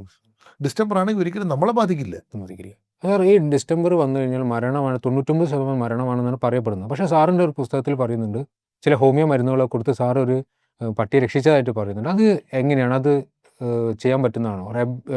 റാബീസ് വന്ന നായ്ക്കളെ പിന്നെ രക്ഷിക്കാൻ പറ്റുമോ? ഇല്ല. പക്ഷേ ഡിസ്റ്റംബർ വന്നതിനെ ചിലപ്പോൾ രക്ഷിക്കാൻ പറ്റുന്നതാണോ പറയുന്നത്? അതായത് എനിക്ക് നമ്മുടെ ഇന്ത്യൻ സിസ്റ്റംസ് ഓഫ് മെഡിസിനിൽ ഏറ്റവും, ഞാനൊരു അലോപ്പതാണ്, ട്രൂ അലോപ്പതിക് മെഡിസിൻ എന്ന് പറഞ്ഞാൽ വെറ്ററിനറി അലോപ്പതി, അതുപോലെ തന്നെ MBBS, ഇത് രണ്ടുമാണ് യഥാർത്ഥ അലോപ്പതിക് മെഡിക്കൽ സയൻസസ്.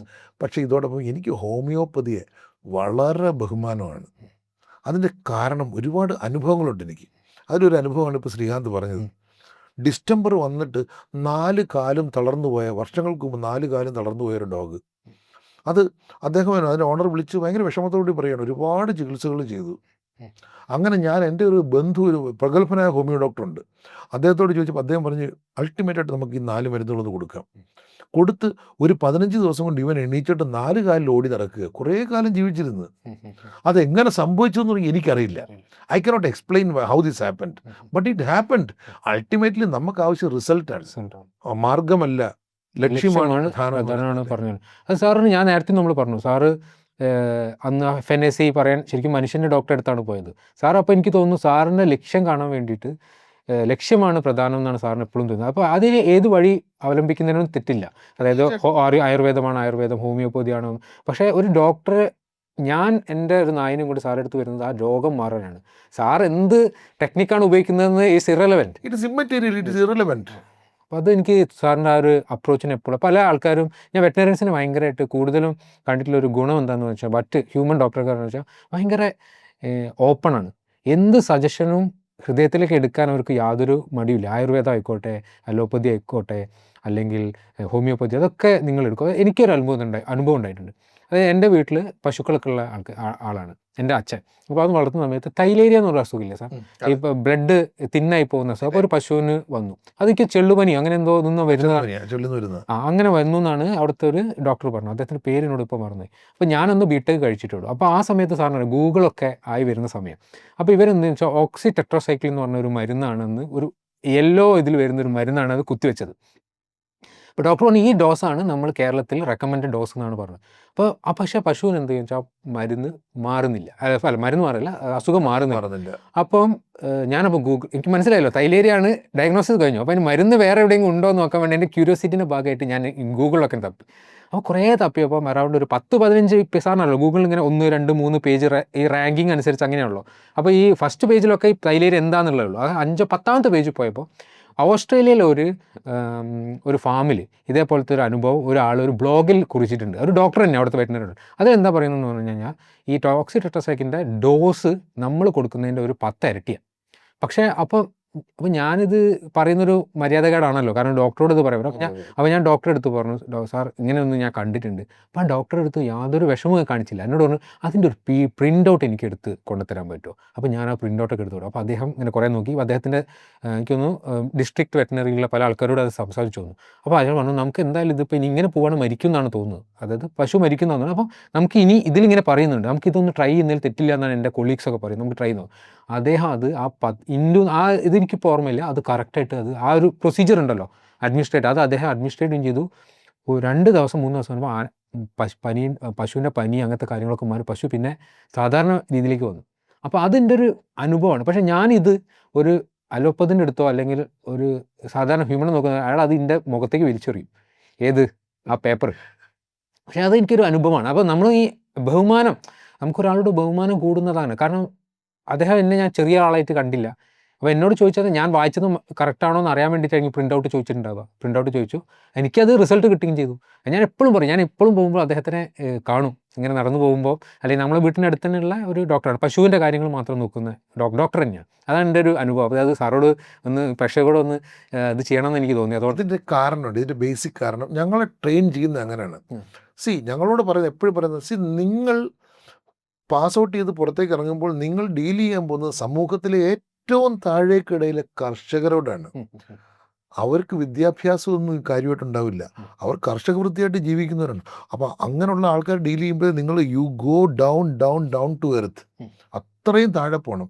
അവരുടെ തോളോട് തോളുരുമി അവർ പലതും പറയുന്നതെല്ലാം കേട്ട് അവരിലും വലിയ പ്രാഗൽഭ്യമുള്ളവരുണ്ടാവും.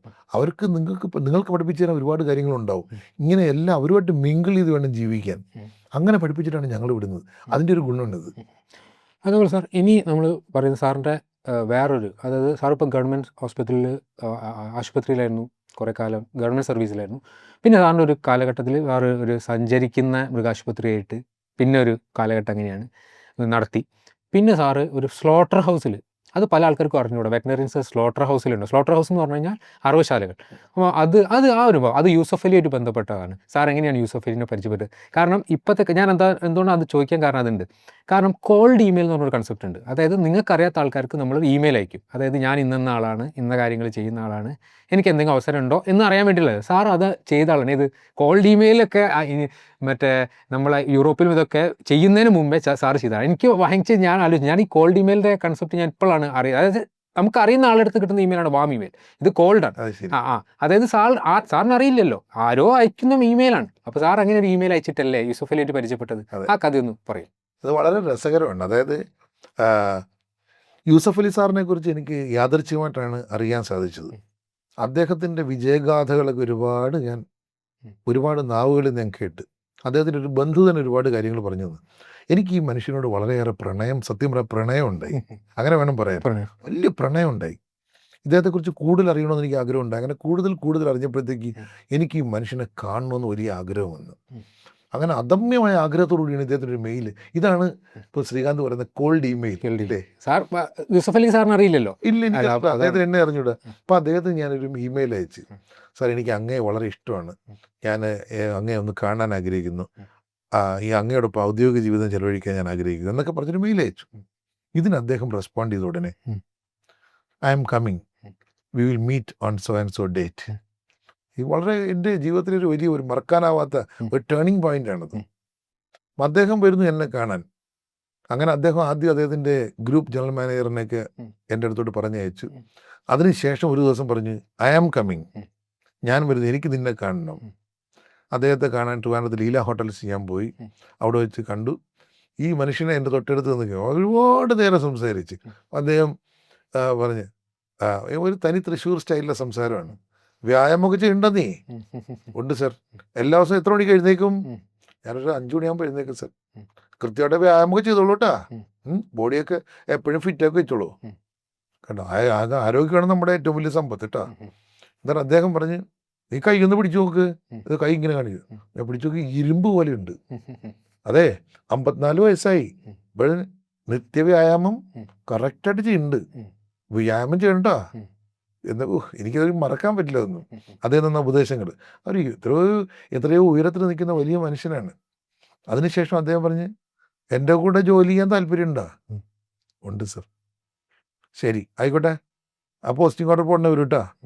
അപ്പം അങ്ങനെ അദ്ദേഹത്തിൻ്റെ യു പിയിലുള്ള മീറ്റ് ഫാക്ടറിയിൽ എന്നെ ക്വാളിറ്റി മാനേജറായിട്ട് പോസ്റ്റ് ചെയ്തു. ഏതാണ്ട് 3 വർഷത്തോളം അവിടെ ഞാനവിടെ ജോലി ചെയ്തു. അതാണ് ആ അനുഭവം അല്ലേ? എനിക്കൊരിക്കലും മറക്കാൻ പറ്റില്ല. ആ ഇടയ്ക്കാണ് അദ്ദേഹത്തിന് പത്മവിഭൂഷൺ അവാർഡ് കിട്ടുന്നതും ഞാൻ അദ്ദേഹത്തെ നേരിട്ട് അഭിനന്ദിക്കാൻ വേണ്ടിയിട്ട് അവിടെ ചെല്ലുക. അപ്പം അബുദാബിയിലാണ് ഞാൻ. ദുബായിൽ ഇറങ്ങിയിട്ട് ഷാർജയിൽ താമസം. ഷാർജയിൽ നിന്ന് എപ്പോഴും ബസ്സുണ്ട് അബുദാബിയിലേക്ക്. ഇന്ന് മെട്രോ ട്രെയിൻ ഉണ്ടെന്ന്. അന്ന് ബസ്സാണ്. 2.5 മണിക്കൂർ ബസ് ഇരുന്ന് കഴിഞ്ഞാൽ അബുദാബിയിലെത്താം. അബുദാബിയിൽ MK ഗ്രൂപ്പിൻ്റെ ഹെഡ് ഓഫീസിൽ പോയി അദ്ദേഹത്തെ കണ്ട് ഒരു പൂച്ചെണ്ടൊക്കെ സമർപ്പിച്ച് അദ്ദേഹത്തിൻ്റെ പാദമൊക്കെ തൊട്ട് വന്നിച്ച്. അപ്പം അദ്ദേഹം ചോദിച്ചൊരു ചോദ്യമുണ്ട്, അപ്പം ഇത് തരാൻ വേണ്ടിയിട്ടാണ് വന്നേ? സാറേ നേരിട്ട് അഭിനന്ദിക്കാൻ വേണ്ടി വന്നേ. എന്നിട്ട് നമ്മൾ വീട്ടിൽ നമ്മുടെ ബന്ധുക്കൾ വരുമ്പോഴത്തേക്കും നമ്മൾ പറയില്ലേ, ചേട്ടാ തിരിച്ചു പോകാൻ നോക്കുമ്പോൾ നമ്മൾ, ചേട്ടാ വണ്ടിക്കൂലിയൊക്കെ ഉണ്ടോ? വണ്ടിക്കൂലി ഉണ്ട്. ഇതിരിക്കട്ടെ നമ്മൾ പോക്കറ്റിൽ 500 രൂപ വെച്ചു അല്ലെങ്കിൽ 100 രൂപ വെച്ചു കൊടുക്കില്ലേ എന്ന് പറഞ്ഞ പോലെ തിരിച്ചു വണ്ടിക്കൂലിയൊക്കെ ഉണ്ടോ നിനക്ക്? ഉണ്ട് സർ. നീ പേഴ്സ് കാണിച്ച? ഉണ്ട് സർ. അവൻ്റെ പേഴ്സിൽ ദിർഹംസ് ആണ്. ആവശ്യമുള്ള പൈസ കൊടുത്തിട്ടോ കേട്ടോ. അത് ഒരു ബന്ധുവിനോട് ചെയ്യുന്നത് പോലെ തന്നെയാണ് അദ്ദേഹത്തിൻ്റെ ആ ഒരു, എനിക്കതൊന്നും മറക്കാൻ പറ്റില്ല ശ്രീകാന്ത്. അപ്പോൾ അതേ കൊണ്ടുപോയിട്ട് എനിക്ക് കുറേ പൈസ തന്നു. ഞാൻ എനിക്കിത് വേണ്ട സർ, എൻ്റെ കയ്യിൽ ആവശ്യത്തിന് പൈസ ഉണ്ട്. സാറ് തരുന്ന ശമ്പളത്തിൻ്റെ തന്നെ എൻ്റെ കയ്യിരിക്കുന്ന പൈസ വെച്ചോ. സാറ് പറഞ്ഞതല്ലേ, യൂസഫ് ഭായ് എന്നാണ് അദ്ദേഹത്തെ വിളിക്കുന്നത്. അദ്ദേഹം യൂസഫ് ഭായ് പറഞ്ഞതല്ലേ, അത് വാങ്ങിച്ചോളൂ. പിന്നെ സാർ, ഇനി നമുക്ക് കുറേ മിത്തുകൾ ഉണ്ടല്ലോ പല ആൾക്കാരും മൃഗങ്ങളെ പറ്റിയിട്ട്. അത് സാറിൻ്റെ പുസ്തകത്തിൻ്റെ ഒരു ചാപ്റ്റർ അതിനായിട്ട് മാറ്റി വെച്ചിട്ടുണ്ട് സാർ. അതിലൊന്നാണ് കോഴികളിൽ സ്റ്റിറോയിഡ് കുത്തിവെച്ചിട്ടാണ് അത് കഴിച്ചു കഴിഞ്ഞാൽ സ്റ്റിറോയിഡ് നമ്മളെ ശരീരത്തിലേക്ക് വരുന്നുള്ളൂ. അത് ശരിക്കും ഉള്ളതാണോ? കോഴിയിൽ സ്റ്റിറോയിഡ് കുത്തിവെക്കാൻ പറ്റുമോ? എൻ്റെ പൊന്ന് ശ്രീകാന്തേ, എന്താ ഈ സ്റ്റിറോയിഡ് എന്ന് പറയുന്നത്? ഈ സ്റ്റിറോയിഡ് എന്നുള്ള കോൺസെപ്റ്റ് സാധാരണ ജനങ്ങൾക്ക് കയറിയത് എങ്ങനെയെന്ന് പറഞ്ഞു കഴിഞ്ഞാൽ, ബോഡി ബിൽഡേഴ്സ് ഇപ്പോൾ എന്താ വെച്ചാൽ മസിൽ വയ്ക്കാൻ വേണ്ടി, മസിൽ ഡെവലപ്പ് ചെയ്യാൻ വേണ്ടി ആനബോളിക് സ്റ്റിറോയിഡ് കുത്തിവെക്കും. ഈ ആനബോളിസവും കാറ്റബോളിസവും എന്ന് പറഞ്ഞാൽ 2 ഘട്ടങ്ങളുണ്ട് മെറ്റബോളിസത്തിന്. ആനബോളിസം എന്ന് പറഞ്ഞാൽ ബോഡിയിൽ ബിൽഡിംഗ് അപ്പിനാണ് പറയുന്നത് ആനബോളിസം. അപ്പോൾ ബിൽഡിംഗ് അപ്പിന് ഉപയോഗിക്കുന്ന സ്റ്റിറോയിഡ്സ് ആണ് ആനബോളിക് സ്റ്റിറോയിഡ്സ്. ആനബോളിക് സ്റ്റിറോയിഡ്സ് ഒക്കെ വളരെ എക്സ്പെൻസീവാണ്. ഇത് മനുഷ്യൻ്റെ ദേഹത്താണ് പ്രവർത്തിക്കുന്നത്, അല്ല കോഴികളുടെ ദേഹത്തും പ്രവർത്തിക്കില്ല. അതും വളരെ എക്സ്പെൻസീവാണ്. ആനബോളിക് സ്റ്റിറോയിഡ്സ് ഒക്കെ ഒരു 5,000 രൂപ 6,000 രൂപ 7,000 രൂപ വിലയ്ക്ക് വരും. അതെടുത്ത് കോഴിക്ക് കുത്തിവെക്കുകയോ? എന്ത് പറയുന്നത്? ബേസ്ലെസ് ആയിട്ടുള്ള അലിഗേഷൻസ് ആണ് ഇതെല്ലാം. ഒന്നും കോഴിക്ക് കുത്തിവെക്കാൻ പറ്റില്ല. കോഴിക്ക് കുത്തിവെക്കാൻ പറ്റിയ ഒരു സ്റ്റിറോയിഡും ഇന്നും നിലവിലില്ല, കണ്ടുപിടിക്കപ്പെട്ടിട്ടില്ല. കോഴിക്ക് സ്റ്റിറോയിഡ് കുത്തിവെക്കേണ്ട ആവശ്യമില്ല. ഈ കോഴികളെ എങ്ങനെ വളർത്തുന്നു പറഞ്ഞാലും ഈ സെലക്ഷൻ ബ്രീഡിംഗ് എന്നാണ് പറയുന്നത്. അപ്പം ഞാനൊരു കോഴി കർഷകനാണ്. ഞാനൊരു 100 കോഴിക്കുഞ്ഞുങ്ങളെ ഉൽപ്പാദിപ്പിച്ച് ഈ 100 കോഴിക്കുഞ്ഞുങ്ങളെ എനിക്ക് വേറെ പണിയൊന്നുമില്ല. 100 കോഴിക്കുഞ്ഞുങ്ങളെ ഫുൾ ടൈം ആഹാരം കൊടുത്ത് നോക്കിക്കൊണ്ടേയിരിക്കും. അതിൽ ഏറ്റവും വളർച്ചയുള്ള 10 പേരെ സെലക്ട് ചെയ്യും. അതിൽ ആണും പെണ്ണും ഉണ്ടാവും. അവരെ തമ്മിൽ മേറ്റ് ചെയ്യിപ്പിക്കും. ഉണ്ടാവുന്ന മുട്ട വീണ്ടും ഞാൻ അത് വിരിയിച്ചെടുക്കും. അത് 100 എണ്ണം ഉണ്ടാവും. ആ കുഞ്ഞുങ്ങളെ വീണ്ടും ഞാൻ നോക്കിയിരിക്കും. അതിൽ ഏറ്റവും കൂടുതൽ ഗ്രോത്ത് റേറ്റ് ഉള്ള 10 എണ്ണത്തിനെ ഞാൻ സെലക്ട് ചെയ്യും. അങ്ങനെ വീണ്ടും അത് മുട്ടയിടും. അത് വീണ്ടും വിരിയിപ്പിക്കും. അവിടെ 100 എണ്ണം ഉണ്ടാവും, അതിനെ വിരിയിപ്പിക്കും. അതിനെ നോക്കിയിരിക്കും. അതിനകത്ത് 10 എണ്ണത്തിനെ സെലക്ട് ചെയ്യും. അങ്ങനെ സെലക്ട് ചെയ്ത് 500 തലമുറ കഴിഞ്ഞു എന്നിരിക്കട്ടെ. 500ാമത്തെ തലമുറയിൽ അതിൻ്റെ ഗ്രോത്ത് റേറ്റ് എന്തായിരിക്കും? ഭയങ്കര ഗ്രോത്ത് റേറ്റ് ആയിരിക്കും. ഇതാണ് അവിടെ നടക്കുന്നത്. ഹയസ്റ്റ് ഗ്രോത്ത് റേറ്റ് ഉള്ളതിനെ ഉൽപ്പാദിപ്പിച്ചെടുക്കുക ചെയ്ത് ഈ സെലക്ഷൻ ബ്രീഡിങ് വഴി. അത് പണ്ട് ചെയ്തു വെച്ചതാണ്. ഇപ്പോൾ അത് 500ാമത്തെ അല്ല 1000ാമത്തെയോ തലമുറയിലെ മുട്ടകൾ ഇഷ്ടം പോലെ ഉണ്ട്. ആ മുട്ട ഉൽപ്പാദിപ്പിക്കാനായിട്ട് മെയിലും ഫീമെയിലും ഉണ്ട്. അതിനെ പേരൻറ്റ് സ്റ്റോക്ക് എന്നാണ് വിളിക്കുന്നത്. അവരിടുന്ന മുട്ടകളെ വിരിയിപ്പിച്ച കുഞ്ഞുങ്ങളായി വിൽക്കുന്നതെല്ലാം ബ്രോയിലർ കോഴികളായിട്ട്. അത് 10 ഗ്രാം ആഹാരം കൊടുത്തു കഴിഞ്ഞാൽ 10 ഗ്രാം മാസ്സായിട്ട് ഉടനെ കൺവേർട്ട് ചെയ്യും. ഒരു ദിവസം കൊണ്ട് തന്നെ കൺവേർട്ട് ചെയ്യും. 45 ദിവസം ആകുമ്പോഴത്തേക്ക് 1 വയസ്സുകൊണ്ട് അവൻ അറ്റൈൻ ചെയ്യേണ്ട ബോഡി വെയിറ്റ് അറ്റൈൻ ചെയ്യും. ജനിതക മാറ്റം ഒന്നുമില്ല. അതിന് FCR feed conversion ratio highest ആയിരിക്കും.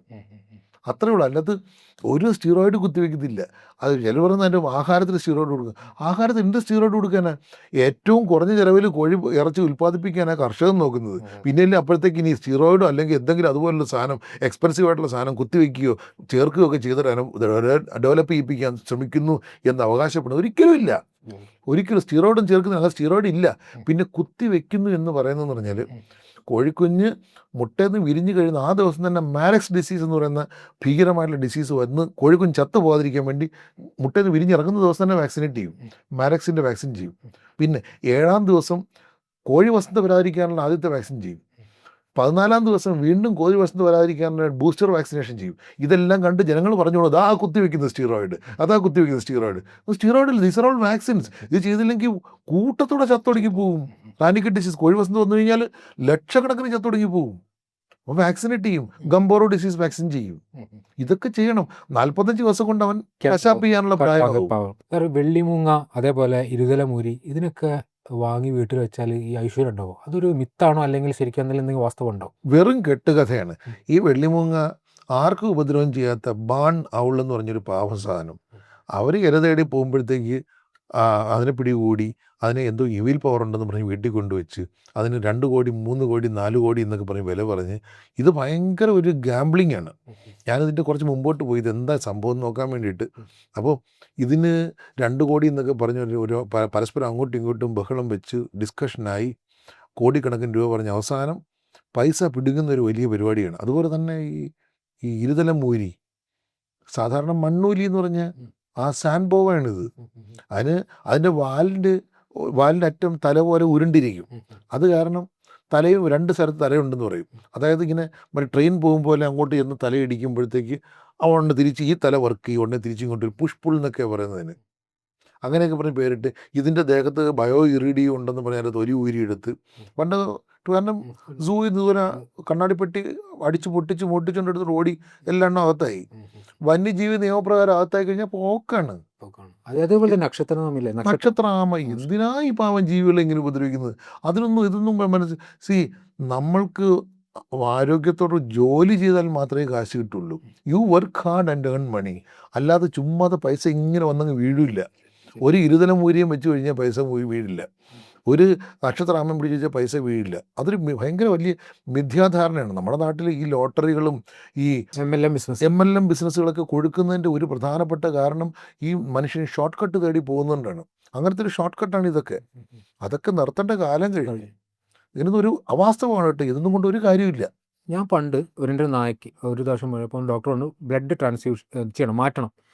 കൂടുതൽ ഒരു വേറെ നായന് എന്താണ് പറയുക, ട്രാൻസ്ഫ്യൂഷൻ അല്ല, ബ്ലഡ് ട്രാൻസ്ഫ്യൂഷൻ. പക്ഷേ അന്ന് നമ്മൾ ഡോഗിലേക്ക് കൊടുക്കണം എന്ന് പറഞ്ഞു. അപ്പം അദ്ദേഹത്തോട് ഞാൻ ചോദിച്ചു ബ്ലഡ് നമ്മുടെ മനുഷ്യൻ്റെ ബ്ലഡ് ഗ്രൂപ്പ്. അപ്പോൾ അദ്ദേഹം പറഞ്ഞു ബ്ലഡ് ഗ്രൂപ്പ് ഒന്നുമില്ല, അതിന് പ്രശ്നമില്ല, അതൊക്കെ നമുക്ക് എന്തെങ്കിലും ചെയ്യാമെന്ന് പറഞ്ഞു.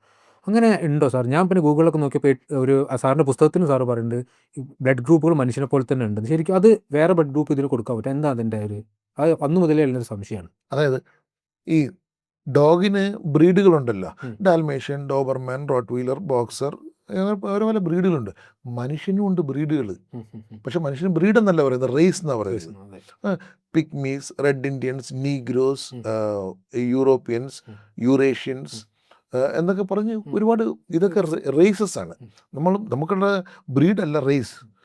എന്താ നീഗ്രോയുടെ ബ്ലഡ് എടുത്ത് യൂറേഷ്യൻസിന് കുത്തിവെച്ചൂടെ? ഏഷ്യൻസിൻ്റെ ബ്ലഡ് എടുത്ത് യൂറോപ്യൻസിന് കുത്തിവെച്ചൂടെ?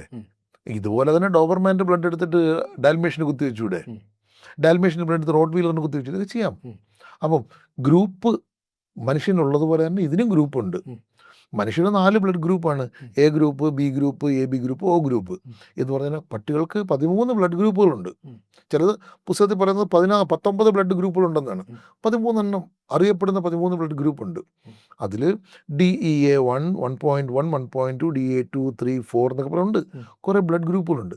DEA എന്ന് പറയുന്നത് ഡോഗ് എറിത്രോസൈറ്റ് ആൻറ്റിജൻ, ഇങ്ങനെയാണ് ഗ്രൂപ്പിനെ പറയുന്നത്. അതിൽ ഏറ്റവും അപകടകാരിയായിട്ടുള്ള DEA 1.1 ആണ്. അപ്പോൾ നമ്മൾ സ്ക്രീൻ ചെയ്യുമ്പോഴത്തേക്ക് ആ ഡോഗ് DEA 1.1 പോസിറ്റീവ് ആണോ എന്ന് മാത്രമേ നോക്കുകയുള്ളൂ. മനസ്സിലായില്ലേ? DEA 1.1 പോസിറ്റീവ് അല്ല, നെഗറ്റീവ് ആണെന്നുണ്ടെങ്കിൽ he's safe for donating blood.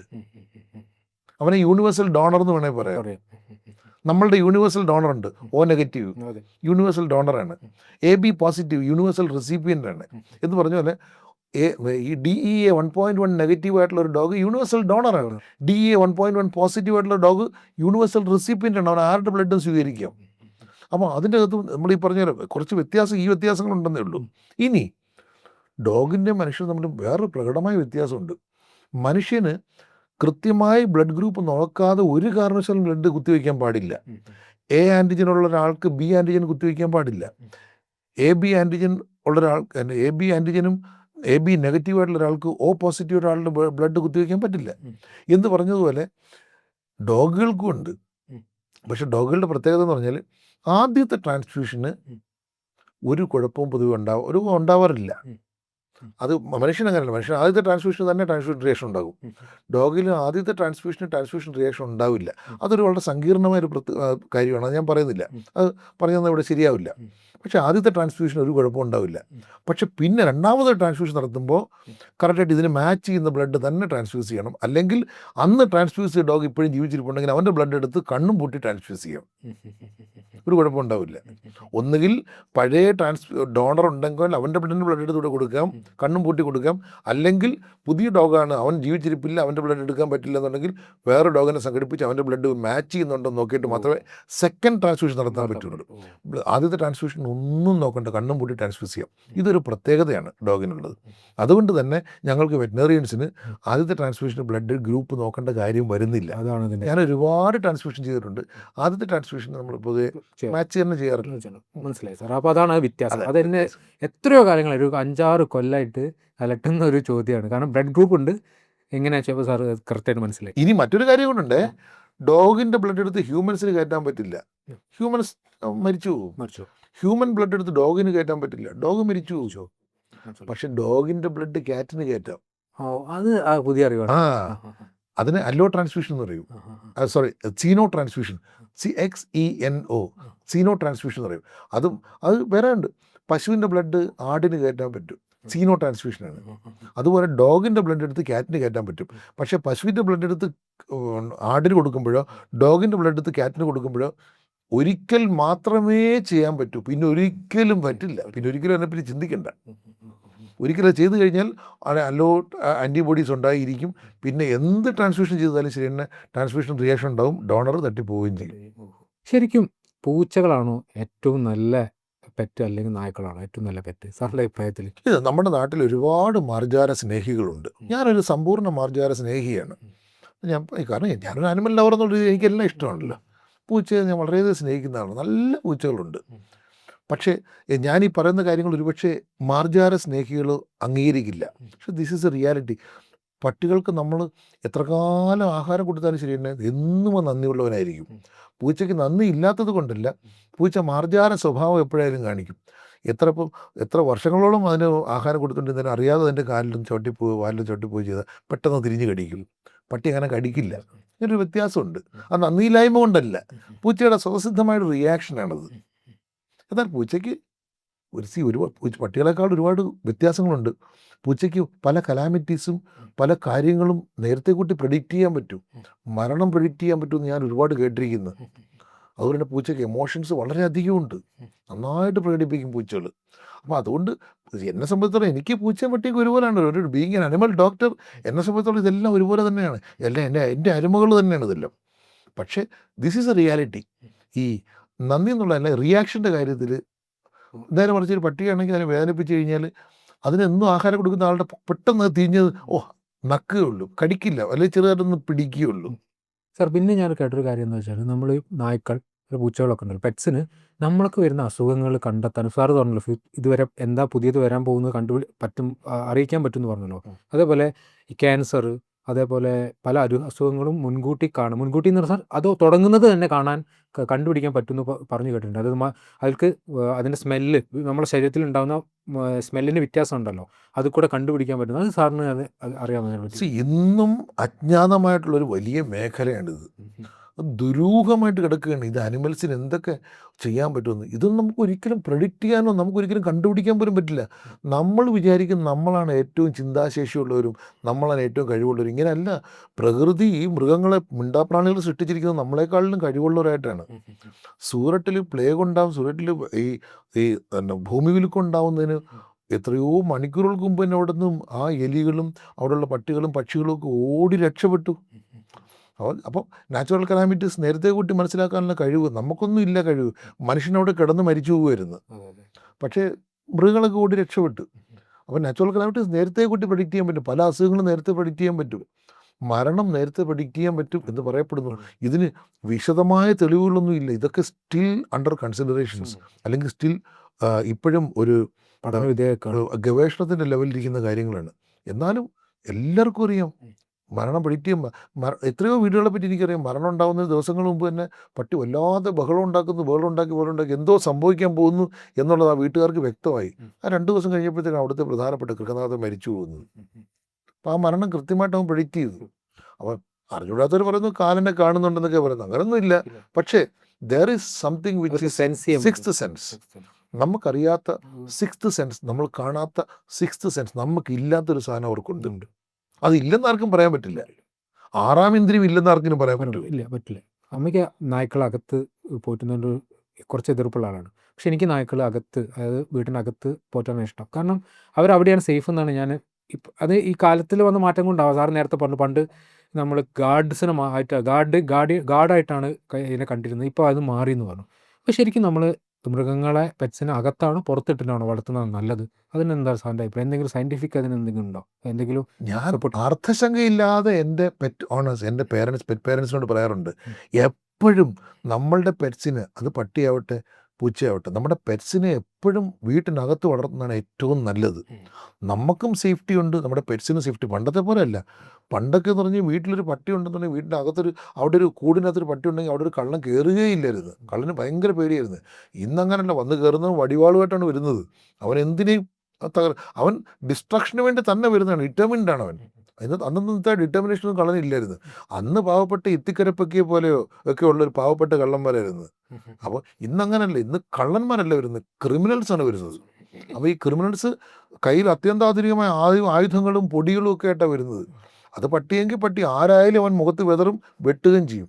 അപ്പം ആ പട്ടിയെ പിടിച്ചിട്ട്, അല്ലെങ്കിൽ നമ്മുടെ പെറ്റായിട്ടുള്ള ഡോഗിനെ പിടിച്ച് വീട്ടിനകത്ത് വളർത്തി കഴിഞ്ഞാലുള്ള ഗുണം, വീടിൻ്റെ അകത്ത് അവൻ സേഫ് ആയിരിക്കും. അവൻ ആരും അടച്ചു പൂട്ടിയ ജനലുകൾക്കുള്ളിൽ അവൻ സേഫ് ആയിരിക്കും.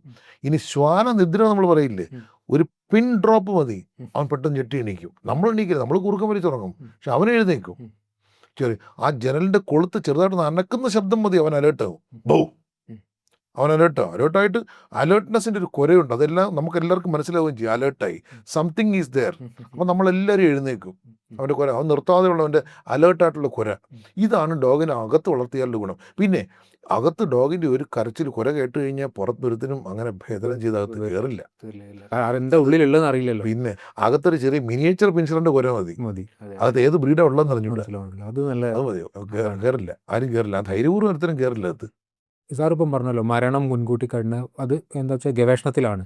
പക്ഷേ ഈ വിഷാദ രോഗം ഈ ഡോഗ്സിൽ ഞാൻ കണ്ടിട്ടുണ്ട്. കാരണം അദ്ദേഹത്തിൻ്റെ ഗൃഹനാഥൻ മരിക്കുകയാണെങ്കിൽ നമ്മൾക്ക് അറിയാം, ജപ്പാനിലൊരു അക്കീത്ത എന്ന് പറഞ്ഞ ബ്രീഡാണ്. എത്രയോ കാലം മരിച്ചു പോയിട്ട് ആ സ്ഥലത്തിന് വേണ്ടി ഒരു ഭയങ്കര ഫേമസ് ആയിട്ടുള്ളൊരു കഥയാണ്, സിനിമയൊക്കെ ആയിട്ടുണ്ട്. കാരണം ആ റെയിൽവേ സ്റ്റേഷൻ്റെ പടിക്കൽ അത് കുറേ കാലം മരിക്കുന്നവരെ അവിടെ കിടന്നതാണ്. ഈ വിഷാദ രോഗം, അതേപോലെ ഈ പെറ്റ്സിനോടുള്ള നഷ്ടബോധമൊക്കെ ഈ ഡോഗ്സിന് സാറ് കണ്ടിട്ടുണ്ട്. അങ്ങനെ ചികിത്സയും മാറ്റാൻ പറ്റുമോ അത്? എനിക്ക് അനുഭവം ഉണ്ടല്ലോ. എൻ്റെ 30 വർഷം സർവീസിനിടയിൽ കണ്ടിട്ടുള്ളത് മാത്രമല്ല, എനിക്ക് അനുഭവമുണ്ട്. ഞാനൊരു വീട്ടിൽ വാടകയ്ക്ക് താമസിക്കുക. എനിക്ക് ഡോഗ് ഇല്ലാത്ത ഒരു കാലം എനിക്ക് ആലോചിക്കാനേ പോയി. എനിക്കൊരു ഡോഗ് വേണം. അപ്പോഴത്തേക്ക് എൻ്റെ ഒരു സുഹൃത്തുണ്ട്, ക്ലയൻ്റ് ഉണ്ട്. അദ്ദേഹത്തോട് പറയുമ്പോൾ അദ്ദേഹം പറയും അദ്ദേഹത്തിൻ്റെ ഡോഗിനകത്ത് 3-4 പേരുണ്ട്, ഒരാളെ എനിക്ക് തരാമെന്ന് പറഞ്ഞ്. അങ്ങനെ അവനെ ബലം പ്രയോഗിച്ചാണ് എൻ്റെ വീട്ടിൽ കൊണ്ടുവന്നത്. എൻ്റെ വീട്ടിൽ കൊണ്ടുവന്ന് ഇവൻ ഡിപ്രസ്ഡായി. ഇവൻ ആഹാരം കഴിക്കുന്നില്ല, വെള്ളം കുടിക്കുന്നില്ല. 3 ദിവസം ഇവൻ ആഹാരം കഴിക്കാതിരുന്ന്, വെള്ളം കൊടുത്തിട്ട് കുടിക്കുന്നില്ല. ഞാൻ പേടിച്ചു പോയി. ഡോക്ടറും കൂടെ അല്ലേ, എനിക്ക് അവന് പിടിച്ചിട്ടെടുത്തിട്ട് IV കൊടുക്കണമെന്നുണ്ട്. അവനൊന്നും വെള്ളം കഴിക്കുന്നുണ്ട്, കുടിക്കുന്നില്ല, ആഹാരം കഴിക്കുന്നില്ല. എപ്പോഴും ദൂരോട്ട് നോക്കി ഇങ്ങനെ ഡിപ്രസ്ഡ് ആയിട്ടിരിക്കുകയാണ്. ശരിക്കും ഹ്യൂമൻ ഡിപ്രഷൻ പോലെ തന്നെ അവന്. എനിക്ക് ഭയങ്കര സങ്കടമായി പോയി. ഞാൻ പിന്നെ പുള്ളിയെ വിളിച്ച് പറഞ്ഞ്, ചേട്ടൊന്ന് വരണം, അവനൊന്നും കഴിക്കുന്നില്ല. വൈകിട്ടൊരു 7 മണിയോടുകൂടിയാണ് ഇദ്ദേഹം ഒരു ഓട്ടോറിക്ഷയിലൂടെ വന്നിറങ്ങുന്നത്. ആ ഇരുട്ടത്ത് വന്നിറങ്ങുമ്പോഴത്തേക്ക് അവിടെ നിന്ന് ടോമി എന്ന് എന്താണ് ഇവൻ്റെ പേര്, ആ ഇരുട്ടത്ത് ടോമി, ഇവൻ പെട്ടെന്ന് അലേർട്ടായി. ഭയങ്കര ശബ്ദം ഉണ്ടാക്കി. അതുവരെ 3 ദിവസമായിട്ട് കുരയ്ക്കാതിരുന്ന അവൻ ഭയങ്കര ശബ്ദം ഉണ്ടാക്കി. അവൻ അലേർട്ടായി, ബഹളം ഉണ്ടാക്കി. അവൻ ഒരു കൂവാൻ തുടങ്ങി, കൂവി ബഹളം. പിന്നെ ഇങ്ങനെ ഒരു സ്ഥലത്തോട്ട് നോക്കിയാണ് അവൻ ബഹളം വയ്ക്കുന്നത്, വാലാട്ടി ഭയങ്കര ബഹളം. അയാൾ ഇങ്ങനെ ഇരുട്ടത്ത് നടന്ന് ഇങ്ങോട്ട് വരുമ്പോഴത്തേക്ക് അയാളെ കണ്ടപ്പോഴത്തേക്ക് ഭയങ്കര ബഹളമായി. ഇദ്ദേഹം ഓടി വന്നിട്ട് കെട്ടിപ്പിടിച്ച്, ഇവനങ്ങോട്ട് കെട്ടിപ്പിടിച്ച്, പിന്നെ അങ്ങോട്ട് എന്ന് പറഞ്ഞ് ഭയങ്കര കരച്ചിൽ. എന്നെ എന്തിനിട്ടിട്ട് പോയി, അതാണ് അവൻ്റെ ശബ്ദത്തിൽ എനിക്ക് മനസ്സിലാവും. എന്നെ എന്തിനൂടെ ഉപേക്ഷിച്ച് പോയി, ഞാൻ നിങ്ങളോട് എന്ത് പാതകം ചെയ്തു എന്നൊക്കെ പറഞ്ഞ് അവൻ്റെ എല്ലാ പരിദേവനങ്ങളും പറയുകയാണ്. കണ്ടു നിന്ന ഞാൻ, എൻ്റെ ഭാര്യ, ആ വാടക താമസ വീടിൻ്റെ ഉടമസ്ഥ, എല്ലാവരും കരച്ചിലായിരുന്നു. അയാൾ നിങ്ങൾ കൊണ്ടുപോയി. ഞാൻ പറഞ്ഞു ഇവിടെ വേണ്ട, എനിക്ക് പറ്റില്ല, അത് നിങ്ങൾ കൊണ്ടുപോയിക്കോ, നിങ്ങൾ കൊണ്ടുപോയി വീട്ടിൽ പൊന്നുപോലെ നിങ്ങൾ വളർത്തിക്കോ, നിങ്ങളുടെ പെറ്റാണ്, നിങ്ങളുടെ വീട്ടിലെ മെമ്പറാണ്, ഒരിക്കലും വേറെ ആർക്കും അവൻ്റെ വീട്ടിലെ മെമ്പറാക്കാൻ പറ്റില്ല, കൊണ്ടുപോയിക്കൊള്ളാൻ പറഞ്ഞു. അപ്പോൾ നമ്മൾ ഈ ഡോഗിന് എമോഷൻസ് ഉണ്ട്, അതേസമയം ഡോഗിന് ഡിപ്രഷൻസും ഉണ്ട്. ഈ ഇമോഷൻസ് ഉള്ളത് കൊണ്ടാണ് ഈ ഡിപ്രഷൻ ഉണ്ടാകുന്നത്. ഡിപ്രഷൻ ഉണ്ടായി മരിച്ചുപോയ ഡോഗ്സ് എത്രയും എനിക്കറിയാം, കുറേ അറിയാം. ഡിപ്രഷൻ ആ വീട്ടുടമസ്ഥ അവൻ്റെ മാസ്റ്റർ മരിച്ചു പോയപ്പോഴത്തേ അവൻ ഒപ്പം ഡിപ്രസ്ഡ് ആവുകയാണ്. ഡിപ്രഷൻ അതുപോലെ തന്നെ കൂടെ ഉണ്ടായിരുന്ന ഡോഗ് മരിച്ചു പോയപ്പോഴത്തെ അതേപോലെ പട്ടിണി കിടന്ന് മരിച്ചുപോയ ഡോഗിനെ എനിക്കറിയാം. അതിൽ എമോഷൻസ് ഉള്ളതുകൊണ്ട് ഡോഗിന് ഇമോഷൻസ് ഉണ്ട്, ഭയങ്കര വലിയ ഇമോഷൻസ് ഉണ്ട്. ഡോഗ് കരയും, കണ്ണിക്കൂടി ഇങ്ങനെ വെള്ളം വരും, ഡോഗ് കരയും, ഭയങ്കര ഇമോഷൻസ് ഉണ്ട്. അവൻ്റെ കരച്ചിൽ, അവൻ്റെ ഒരു ഹൗളിങ്ങിന് തന്നെ ആ ഇമോഷൻ ഉറക്കെ കരയുന്നത് നമുക്ക് കേൾക്കാം. അവൻ്റെ കണ്ണുകളിൽ ശരിക്കും ആ ഇമോഷൻ ശരിക്കും കാണാം, ആ ഡിപ്രഷനും എമോഷനും കാണാം. രോഗാതുരനായി കിടക്കുന്ന, അകത്ത് രോഗാതുരനായി കിടക്കുമ്പോൾ ഇങ്ങനെ വിഷാദനായിട്ട് ഇങ്ങനെ വെളിയിൽ വന്ന് കിടക്കുന്നതാണ്. ഒരു സാധനം ഒന്നും മിണ്ടില്ല, അവൻ ഹൗളിയില്ല, കുരയ്ക്കില്ല, ഒരു സാധനം കഴിക്കില്ല, അങ്ങനെ കിടക്കുന്ന കാണാം. ഡിപ്രസ്ഡായി, പലരും ഡിപ്രസ്ഡായി മരിച്ചു പോകും. അതിനകത്ത് ട്രീറ്റ്മെൻ്റ് ഒന്നും ഇല്ല. ഹ്യൂമൻസ് ചെയ്യുന്ന പോലെ അതിന് ട്രീറ്റ്മെൻ്റ് ഒന്നും ഇല്ല. കാരണം അവൻ അങ്ങനെ, അതാണ് അവൻ്റെ വിധി, അതാണ് അവനോടൊപ്പം മരിച്ചു പോവുക എന്നുള്ളതാണ്. അത് ഇതേപോലെ തന്നെ ഞാൻ നോക്കുകയാണെങ്കിൽ നായ്ക്കളെ പോലെ തന്നെ ഇതേപോലെ ഇമോഷൻ കണ്ടിട്ടുള്ള ഒരു ജന്തുവാണ് കുതിര. സാറും നമുക്കറിയാലോ, രാണ പ്രതാപിന്റെ പ്രശസ്തമായ കഥ. അപ്പോൾ സാറിന്റെ പുസ്തകത്തിൽ ഒരു കുതിരയെ ചികിത്സിച്ച കഥ പറയുന്നുണ്ട്. അത് സാറ് കുതിരയെ അത് മാത്രമാണ് പിന്നെയും ചികിത്സിച്ചിട്ടുണ്ടോ കുതിരയെ? എന്താ ജീവിതത്തിൽ ഒരിക്കൽ മാത്രമേ ഒരു കുതിരയ്ക്ക് സർജറി ചെയ്തിട്ടുള്ളൂ. ആ ചികിത്സ മാത്രമല്ല, മേജർ സർജറിയാണ് ചെയ്തത്. അത് എറണാകുളത്ത് വർക്ക് ചെയ്യുമ്പോഴത്തേക്കാണ് ആ അസീസി നികേതൻ സ്കൂളിലെ ഒരു കുതിരയ്ക്ക്, അവിടെ കുറേ 3-4 കുതിരകളുണ്ടായിരുന്നു. ഒരു കുതിരയ്ക്ക് ഭയങ്കരമായ വയറുവേദന എന്ന് പറഞ്ഞ്, എന്നാൽ ഞാൻ സഞ്ചരിക്കുന്ന മൃഗാശുപത്രി ഓടിക്കുന്ന സമയമാണ്. ഈ സമയത്ത് ഞാൻ അവിടെ എത്തിയപ്പോഴത്തേക്ക് കുതിര ഭയങ്കരമായിട്ട് സ്വന്തം വയറിൽ തൊഴിക്കുന്നുണ്ട്, ഭയങ്കര വയറുവേദന. അവിടെ പൊടിപടലങ്ങൾ കാണണം, കുതിരയെ ശരി കാണാനും വയ്യ, കുതിര അങ്ങോട്ടും ഇങ്ങോട്ടുമൊക്കെ ചവിട്ടുന്നുണ്ട് കുതിര. അപ്പോൾ കുതിരയ്ക്ക് ഒരു വേദന സംഹാരി ഇഞ്ചക്ഷൻ കൊടുത്താൽ മാത്രമേ കുതിരയുടെ വേദന നിൽക്കുള്ളൂ. ഇതെങ്ങനെ അടുത്തോട്ട് പോകും? ഞാൻ പിന്നെ കുതിര ചവിട്ടുന്ന എനിക്ക് കണ്ടു നിൽക്കാൻ വയ്യ. ഞാൻ മരുന്ന് ലോഡ് ചെയ്തിട്ട് കുതിരയുടെ അടുത്ത് പോയി, പൊടിയുടെ ഇടയിൽ കൂടെ അടുത്ത് പോയി കുതിരയുടെ കഴുത്തിൽ ഇഞ്ചക്ഷൻ കൊടുത്തു. ഇഞ്ചക്ഷൻ കൊടുത്തിട്ട് ഓടി ഇറങ്ങി അരമണിക്കൂർ കാത്ത് നമുക്ക് കുതിരയുടെ എല്ലാ വേദനയും നിന്നു, കുതിര ശാന്തനായി. അതെനിക്ക് ഒരിക്കലും മറക്കാൻ പറ്റില്ല ഒന്നും. അതിനുശേഷം ഞാൻ കുതിരയുടെ അടുത്ത് നിന്നു, കുതിരയുടെ മലദ്വാരത്തിൽ കൂടെ കൈയിട്ട് പരിശോധനകളെല്ലാം കഴിഞ്ഞ ശേഷം മലദ്വാരത്തിൽ കൈയിട്ട് പരിശോധിച്ചപ്പോഴത്തെ അകത്ത് വൻകുടലിൻ്റെ അകത്ത് ഒരുപാട് പാറക്കഷ്ണം പോലെ കാണാം, എന്തൊക്കെയോ കയറി അടഞ്ഞു നിൽക്കുക. എമർജൻസി ഉടനെ സർജറി ചെയ്യണമെന്ന് പറഞ്ഞ് അച്ഛൻ അദ്ദേഹമാണ് അവിടുത്തെ ഡയറക്ടർ. അദ്ദേഹം പറഞ്ഞ് ഡോക്ടർ പ്രൊസീഡ് എന്ന് പറഞ്ഞ്, അങ്ങനെ അനസ്തേഷ്യ വൈകിട്ടായപ്പോൾ അനസ്തേഷ്യ കൊടുത്തു. പക്ക ജനറൽ അനസ്തേഷ്യ, ജീവിതത്തിൽ ആദ്യമായിട്ടുണ്ട് കുതിരയെ ജനറൽ അനസ്തേഷ്യ കൊടുക്കുന്നത്. ജനറൽ അനസ്തേഷ്യ കൊടുത്തു. കുതിര ടഫായിട്ടുള്ള വയറാണ്, ഭയങ്കര മസ്കുലർ അല്ലേ, അത് കീറി മുറിച്ച് അതൊന്ന് വൻകുടൽ പുറത്തെടുത്ത് നിറച്ച് അച്ഛന് കാണിച്ചു കൊടുത്തു. അവിടെ കൂടി നിൽക്കുന്ന പത്രക്കാരും ഈ TV ചാനലുകാരൊക്കെ ഉണ്ടായിരുന്നു. അവരെല്ലാം ഷൂട്ട് ചെയ്തെടുത്തത്. അതിനകത്ത് നിറച്ച് പാറക്കല്ല്, പ്ലാസ്റ്റിക് കഷ്ണങ്ങൾ, കയറ് ഒക്കെ ഉണ്ടായിരുന്നു. തിന്നുന്നതായിരിക്കും അല്ലേ? അത് ഇപ്പോൾ പശുക്കൾക്കൊക്കെ ഉണ്ട് ഇങ്ങനെ തിരിഞ്ഞ് ഈ നമ്മൾ പ്ലാസ്റ്റിക് വേസ്റ്റ് കഴിക്കുന്ന. സാറിൻ്റെ ഒരു മാനിൻ്റെ കേസും സാറ് പറഞ്ഞിട്ട്, ഒരു മാൻ അല്ലേ, ഈ നമ്മൾ പാർക്കിംഗ് ഡിയർ മറ്റേ ഇതിലാണ് തോന്നുന്നു, സൂവിൽ ഈ ആളുകൾ അതിലേക്ക് ഈ പേസ്റ്റ് ഉണ്ട്, അത് തിന്നിട്ട് അല്ലേ. കഷ്ടം. നമ്മളെന്തൊരു പാതകമാണ് ചെയ്യുന്നത്. ഇത് ഈ കുതിരയെ കാണാൻ വരുന്ന, സ്കൂളിൽ കാണാൻ വരുന്ന പേരൻസോ അല്ലെങ്കിൽ കാഴ്ചക്കാരോ ഒക്കെ ഇതൊക്കെ ഇട്ട് കൊടുക്കും. അതെല്ലാം പാവയിൽ മിണ്ടാപ്രാണില്ല, അവൻ വിഴുങ്ങുന്നതെല്ലാം അതെല്ലാം വിഴുങ്ങി കയറി കെട്ടി അതെല്ലാം മാറ്റി കുതിര രക്ഷപ്പെട്ടു കേട്ടോ. കുതിര രക്ഷപ്പെട്ടു. ദിവസവും രാവിലെയും വൈകിട്ടും ഞാൻ പോകാൻ IV ഫ്ലൂയിഡ് ആൻറ്റിബയോട്ടിക് കൊടുക്കാനായിട്ട്, ഒരു ഊണ്ടൊക്കെ വലിയ സ്റ്റിച്ചല്ലേ, അതൊക്കെ നോക്കാനൊക്കെ എല്ലാ ദിവസവും ഞാൻ പോകും. ഇതുപോലെ തന്നെയാണ് മാനിൻ്റെ കാര്യം. മാനിന് വരുന്ന വിസിറ്റേഴ്സ് ഇപ്പോൾ അവിടെ സ്ട്രിക്റ്റാണ്. പ്ലാസ്റ്റിക്കിനകത്ത് പഴമൊക്കെ പ്ലാസ്റ്റിക്കിനകത്ത് പോയി അങ്ങനെ തന്നെ പ്ലാസ്റ്റിക് എടുത്തിട്ട് പഴത്തോടു കൂടി അത് കഴിക്കും, പ്ലാസ്റ്റിക്കോട് കൂടി ഞാൻ കഴിക്കും. എന്തോ മിണ്ടാപ്രാണിയില്ലേ നമ്മളിത് ചെയ്യുന്നതൊക്കെ, പാപമല്ലേ ആ മിണ്ടാപ്രാണി. അവസാനം അത് ചത്തുപോയി. പോസ്റ്റ്മോർട്ടം നടത്തി നോക്കുമ്പോഴത്തേക്ക് അതിൻ്റെ റൂമിൻ്റെ അകത്ത് മുഴുവൻ കിലോസ് ഓഫ് പ്ലാസ്റ്റിക് കവറുകളാണ്. അതിപ്പോൾ നമ്മൾ ഈ വയനാട്ടിലും അതേപോലെ ഈ ടൂറിസ്റ്റ് സ്പേസുകളുണ്ടല്ലോ, കാട്ടിലൊക്കെ ഇപ്പോൾ ഈ പ്രശ്നം ഉണ്ടെന്ന് പറഞ്ഞു. ഇത് ഈ ആൾക്കാർ ഇങ്ങനെ പ്ലാസ്റ്റിക് ഇട്ടിട്ട് ഇത് ഇറ്റങ്ങൾ കഴിക്കുന്നത്, കുരങ്ങന്മാരൊക്കെ. ഞാൻ വിചാരിച്ചിരുന്നത് സാറ് ഇന്ത്യയിൽ മാത്രം സാറ് പ്രാക്ടീസ് ചെയ്തിട്ടുണ്ട്. പക്ഷേ സാറ് വിദേശത്തും പ്രാക്ടീസ് ചെയ്തിട്ടുണ്ട്. അതായത് സൗദി അറേബ്യയിലാണ് സാറ് പ്രാക്ടീസ് ചെയ്തത്. അതിൽ കുറേ രസകരമായ അനുഭവങ്ങളുണ്ട്. അതായത് സാറ് പ്രിൻസിനെ പരിചയപ്പെട്ടത് നമുക്കെല്ലാവർക്കും വലിയ അത്ഭുതമാണല്ലോ. ഒരു പ്രിൻസിനെ സാറ് പരിചയം. ആ കഥയൊന്ന് പറയാൻ പറ്റുമോ? അത് അദ്ദേഹത്തിൻ്റെ സിംഹത്തിനെയോ അല്ല പുലിനെയോ എന്തിനോ ആണല്ലോ സാറ് ചികിത്സ ചെയ്യാൻ പോയത്. അതൊന്ന് പറയുമോ ആ കഥ? ഇത് സൗദി അറേബ്യ പോകാനുണ്ടായ സാഹചര്യം ഞാൻ പറഞ്ഞ യൂസഫ് അലി സാറിൻ്റെ മീറ്റ് ഫാക്ടറിയിൽ ജോലി ചെയ്യായിരുന്നു. അപ്പോൾ അവിടെ നിൽക്കുമ്പോഴത്തേക്ക് 3 വർഷം അവിടെ ജോലി ചെയ്ത് കഴിഞ്ഞ് ശരിക്കും ഞാനൊരു പെറ്റ് ക്ലിനീഷ്യനാണ്, എനിക്ക് പെറ്റ്സ് വേണം. അപ്പോൾ ആ സാറിനോട് ചോദിച്ച് സാറിൻ്റെ അനുവാദത്തോടു കൂടിയിട്ടാണ് ഞാൻ അവിടെ നിന്ന് പിരിയുന്നത്. ആ സമയത്ത് തന്നെ എനിക്ക് സൗദി അറേബ്യയിൽ ഒരു പുതിയതായിട്ട് നിർമ്മിച്ച ഒരു പെറ്റ് ക്ലിനിക്കിൽ സർജനായിട്ട് ജോലി കിട്ടുകയും ചെയ്തു. അങ്ങനെ അവിടെ നിന്ന് നേരെ പോകുന്നത് സൗദിയിലേക്കാണ്. സൗദിയിൽ 1.5 വർഷത്തോളം ഉണ്ടായിരുന്നു. അപ്പോൾ സൗദിയിൽ ചെന്ന് ജോയിൻ ചെയ്ത് സൗദിയിൽ പോയപ്പോഴത്തേക്ക് വലിയൊരു പ്രശ്നം ഉണ്ടായത്, എൻ്റെ സ്പോൺസർ, അതായത് എൻ്റെ ഹോസ്പിറ്റലിൻ്റെ ഓണർ, അദ്ദേഹം നല്ലൊരു ലേൺഡ് മനുഷ്യനാണ്. അദ്ദേഹത്തിന് നല്ല പഠിപ്പൊക്കെ ഉള്ള ആളാണ്. നന്നായിട്ട് ഫ്ലുവൻ്റ് ആയിട്ട് ഇംഗ്ലീഷ് സംസാരിക്കും. US അദ്ദേഹത്തിൻ്റെ MBA കഴിഞ്ഞത്. അപ്പോൾ അദ്ദേഹത്തിനോട് മാത്രമേ എനിക്ക് ഇംഗ്ലീഷ് സംസാരിക്കാൻ ഒക്കുന്നുള്ളൂ. വേറെ ആരോടും പറ്റുന്നില്ല. അവർക്കെല്ലാം അറബി അറിയുള്ളൂ. എനിക്ക് അറബി അറിയേയില്ല. അപ്പോൾ അദ്ദേഹം ഒരിക്കലും പറഞ്ഞ്, അദ്ദേഹത്തിന് ഫാമുണ്ട്, 28 ഡോഗ്സ് ഉണ്ട്. അദ്ദേഹം ഡോഗ്സിനെ സ്വന്തം കൈകൊണ്ട് കുളിപ്പിക്കുകയൊക്കെ ചെയ്യും. അത് അദ്ദേഹത്തിന് വളരെ വലിയ ഒരു ഇഷ്ടമാണ് ഡോഗ്സിനെ. 28 ഡോഗ്സ് ഉണ്ട്. അപ്പോൾ അങ്ങനെ ഒരു ദിവസം അവിടെ കൊണ്ടാക്കിയിട്ട് വിനോദ്, അവിടെ പല ഡോഗ്സിനും പല അസുഖങ്ങളുണ്ടെന്ന് നോക്കിക്കോളൂ, രാവിലെ മുതൽ വൈകുന്നേരം വരെ അവിടെ നോക്കിക്കോളൂ, ഞാൻ വൈകിട്ട് വരാം എന്ന് പറഞ്ഞ് രാവിലെ എന്നെ കൊണ്ടാക്കിയിട്ട് പോയി. അവിടെ കൊണ്ടാക്കിയിട്ട് പോയപ്പോഴത്തേക്കാണ് പ്രശ്നമായത്. ഞാൻ സന്തോഷമായിട്ടിരിക്കുകയായിരുന്നു. അപ്പോൾ ഞാൻ അവിടെ സൗദി ഓരോ ഈജിപ്ഷ്യനുണ്ട്, മിസിരി എന്നാണ് ഈജിപ്ഷ്യൻസിന് പറയുന്നത്. മിസിരിയാണ് അവിടുത്തെ മാനേജർ. മിസിരിയോട് പറഞ്ഞ് അബ്ദുള്ളയോട് പറഞ്ഞ്, അബ്ദുള്ള യു ബ്രിങ് 1 ഡോഗ്. അബ്ദുള്ളക്ക് ഇംഗ്ലീഷ് അറിയില്ല. ഞാൻ പെട്ടില്ലേ, മറ്റേ സാറ് പോവുകയും ചെയ്തു. അപ്പം ഞാൻ പറഞ്ഞു, you bring 1 dog. See sir told that there are so many dogs which are having certain diseases. അയാൾക്കൊന്നും മനസ്സിലാവുന്നില്ല.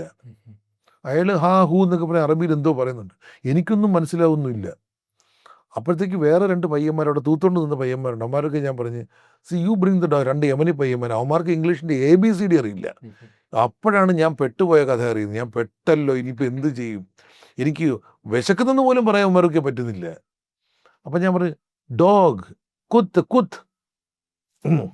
പിന്നെ ആംഗ്യമൊക്കെ കാണിക്കാൻ തുടങ്ങി. ആംഗ്യം കാണിച്ച് അങ്ങനെ ഒരു അവസാനം കഷ്ടപ്പെട്ട് ഡോഗിനെ കൊണ്ടുവന്ന് കഴിഞ്ഞിട്ട് പിന്നെ തുടങ്ങുകയാണ്. ഒരു ഡോഗിനെ എങ്ങനെയൊക്കെയോ പറഞ്ഞൊപ്പിച്ച് മേറ്റ് ചെയ്തിട്ടും ഗർഭിണിയാവുന്നില്ല. ഓക്കെ, അതിൻ്റെ കഥകൾ പറഞ്ഞു കൊടുക്കാൻ വളരെ കഷ്ടപ്പെട്ട്. പിന്നൊന്നെന്ന് പറഞ്ഞാൽ അത് സ്കാൻ ചെയ്യണം. അപ്പം ഞാൻ ചോദിച്ചു, മേറ്റ് ചെയ്തിട്ട് എത്ര ദിവസമായി? ദിവസം പറയാൻ എനിക്കതിന് അവനെന്തോ പറയുന്നുണ്ട് ഈ മിസിരി. എത്ര ദിവസം? അയാൾ പറയുന്നുണ്ട് 40 ദിവസം എന്തോ ആയെന്നാണ് പറയുന്നത്. എനിക്ക് മനസ്സിലാവണ്ടേ ഈ 40 എന്നുള്ളതിൻ്റെ അറബിയൊന്നും എനിക്കറിയില്ല. അവസാനം കല്ലുകൾ പറക്കി വെച്ച് 40 എണ്ണം കൂട്ടി വെച്ച് പുള്ളി കാണിച്ചു തന്നു. 40 ദിവസമായിരുന്നു. എന്നിട്ട് സ്കാൻ ചെയ്യുക. എന്തൊരു ഗതികേടെന്ന് നോക്കണേ. വളരെ അന്നത്തെ ദിവസം ഭയങ്കര കഷ്ടപ്പാടായിരുന്നു. ഇതൊരു കഷ്ടപ്പാട്. പിന്നെ ഈ ഭാഷ അറിയാത്തതിന് ഒരുപാട് പ്രശ്നങ്ങളുണ്ടായിട്ടുണ്ട്. ഈ കഥകളിലൊന്നും ഞാൻ പറഞ്ഞിട്ടുണ്ട്. ഇങ്ങനെ എൻ്റെ ഒരു സുഹൃത്ത് ഒരു ഡയറി ഫാമിൽ ജോലി ചെയ്യുമ്പോഴത്തേക്ക്, ഡയറി ഫാമിൽ ഒരു അറബിയുടെയാണ് ഡയറി ഫാം. അവിടെയും അറബിക്ക് വലുതായിട്ട് ഇംഗ്ലീഷ് അറിയില്ല. അപ്പോൾ ഡോക്ടറും ഉണ്ട്, ജോലിക്കാരും ഒക്കെ ഉണ്ട്. പെട്ടെന്ന് ദൂരെ നിന്ന് ഡെസേർട്ട് ദൂരെ നിന്ന് കാണാം, അറബി ഓണർ ദൂരെ നിന്ന് വരുന്നത് കാണാം. പുള്ളി വരുന്നത് കാണുമ്പോൾ തന്നെ എല്ലാവരും ഉടനെ ജോലിയിൽ വ്യാപൃതരാകും. അപ്പം പുള്ളി വന്നിട്ട് ഡോക്ടറോട് ചോദിക്കും, ഡോക്ടർ ഹൗ കാവ്. ഞാൻ ആ ബുക്കിൽ എഴുതിയിട്ടുണ്ട്, ഹൗ കാവ്. അപ്പോൾ പുള്ളിക്കും ആദ്യം മനസ്സിലായില്ല ഡോക്ടർക്ക്. ഹൗ കാവ് എന്ന് ചോദിച്ചാൽ പശുക്കളൊക്കെ എങ്ങനെ ഉണ്ടെന്ന്. ആ cows are all right sir. അപ്പോൾ പുള്ളി ഉടനെ പറയും, doctor you good, I very good. You no good, I very very no good. അതായത് മനസ്സിലായി. ഡോക്ടർക്ക് കാര്യം മനസ്സിലായി. എന്ന് പറഞ്ഞു തന്നെയാണ് അവിടുത്തെ കുറച്ച് അറബികളുടെ കാര്യം.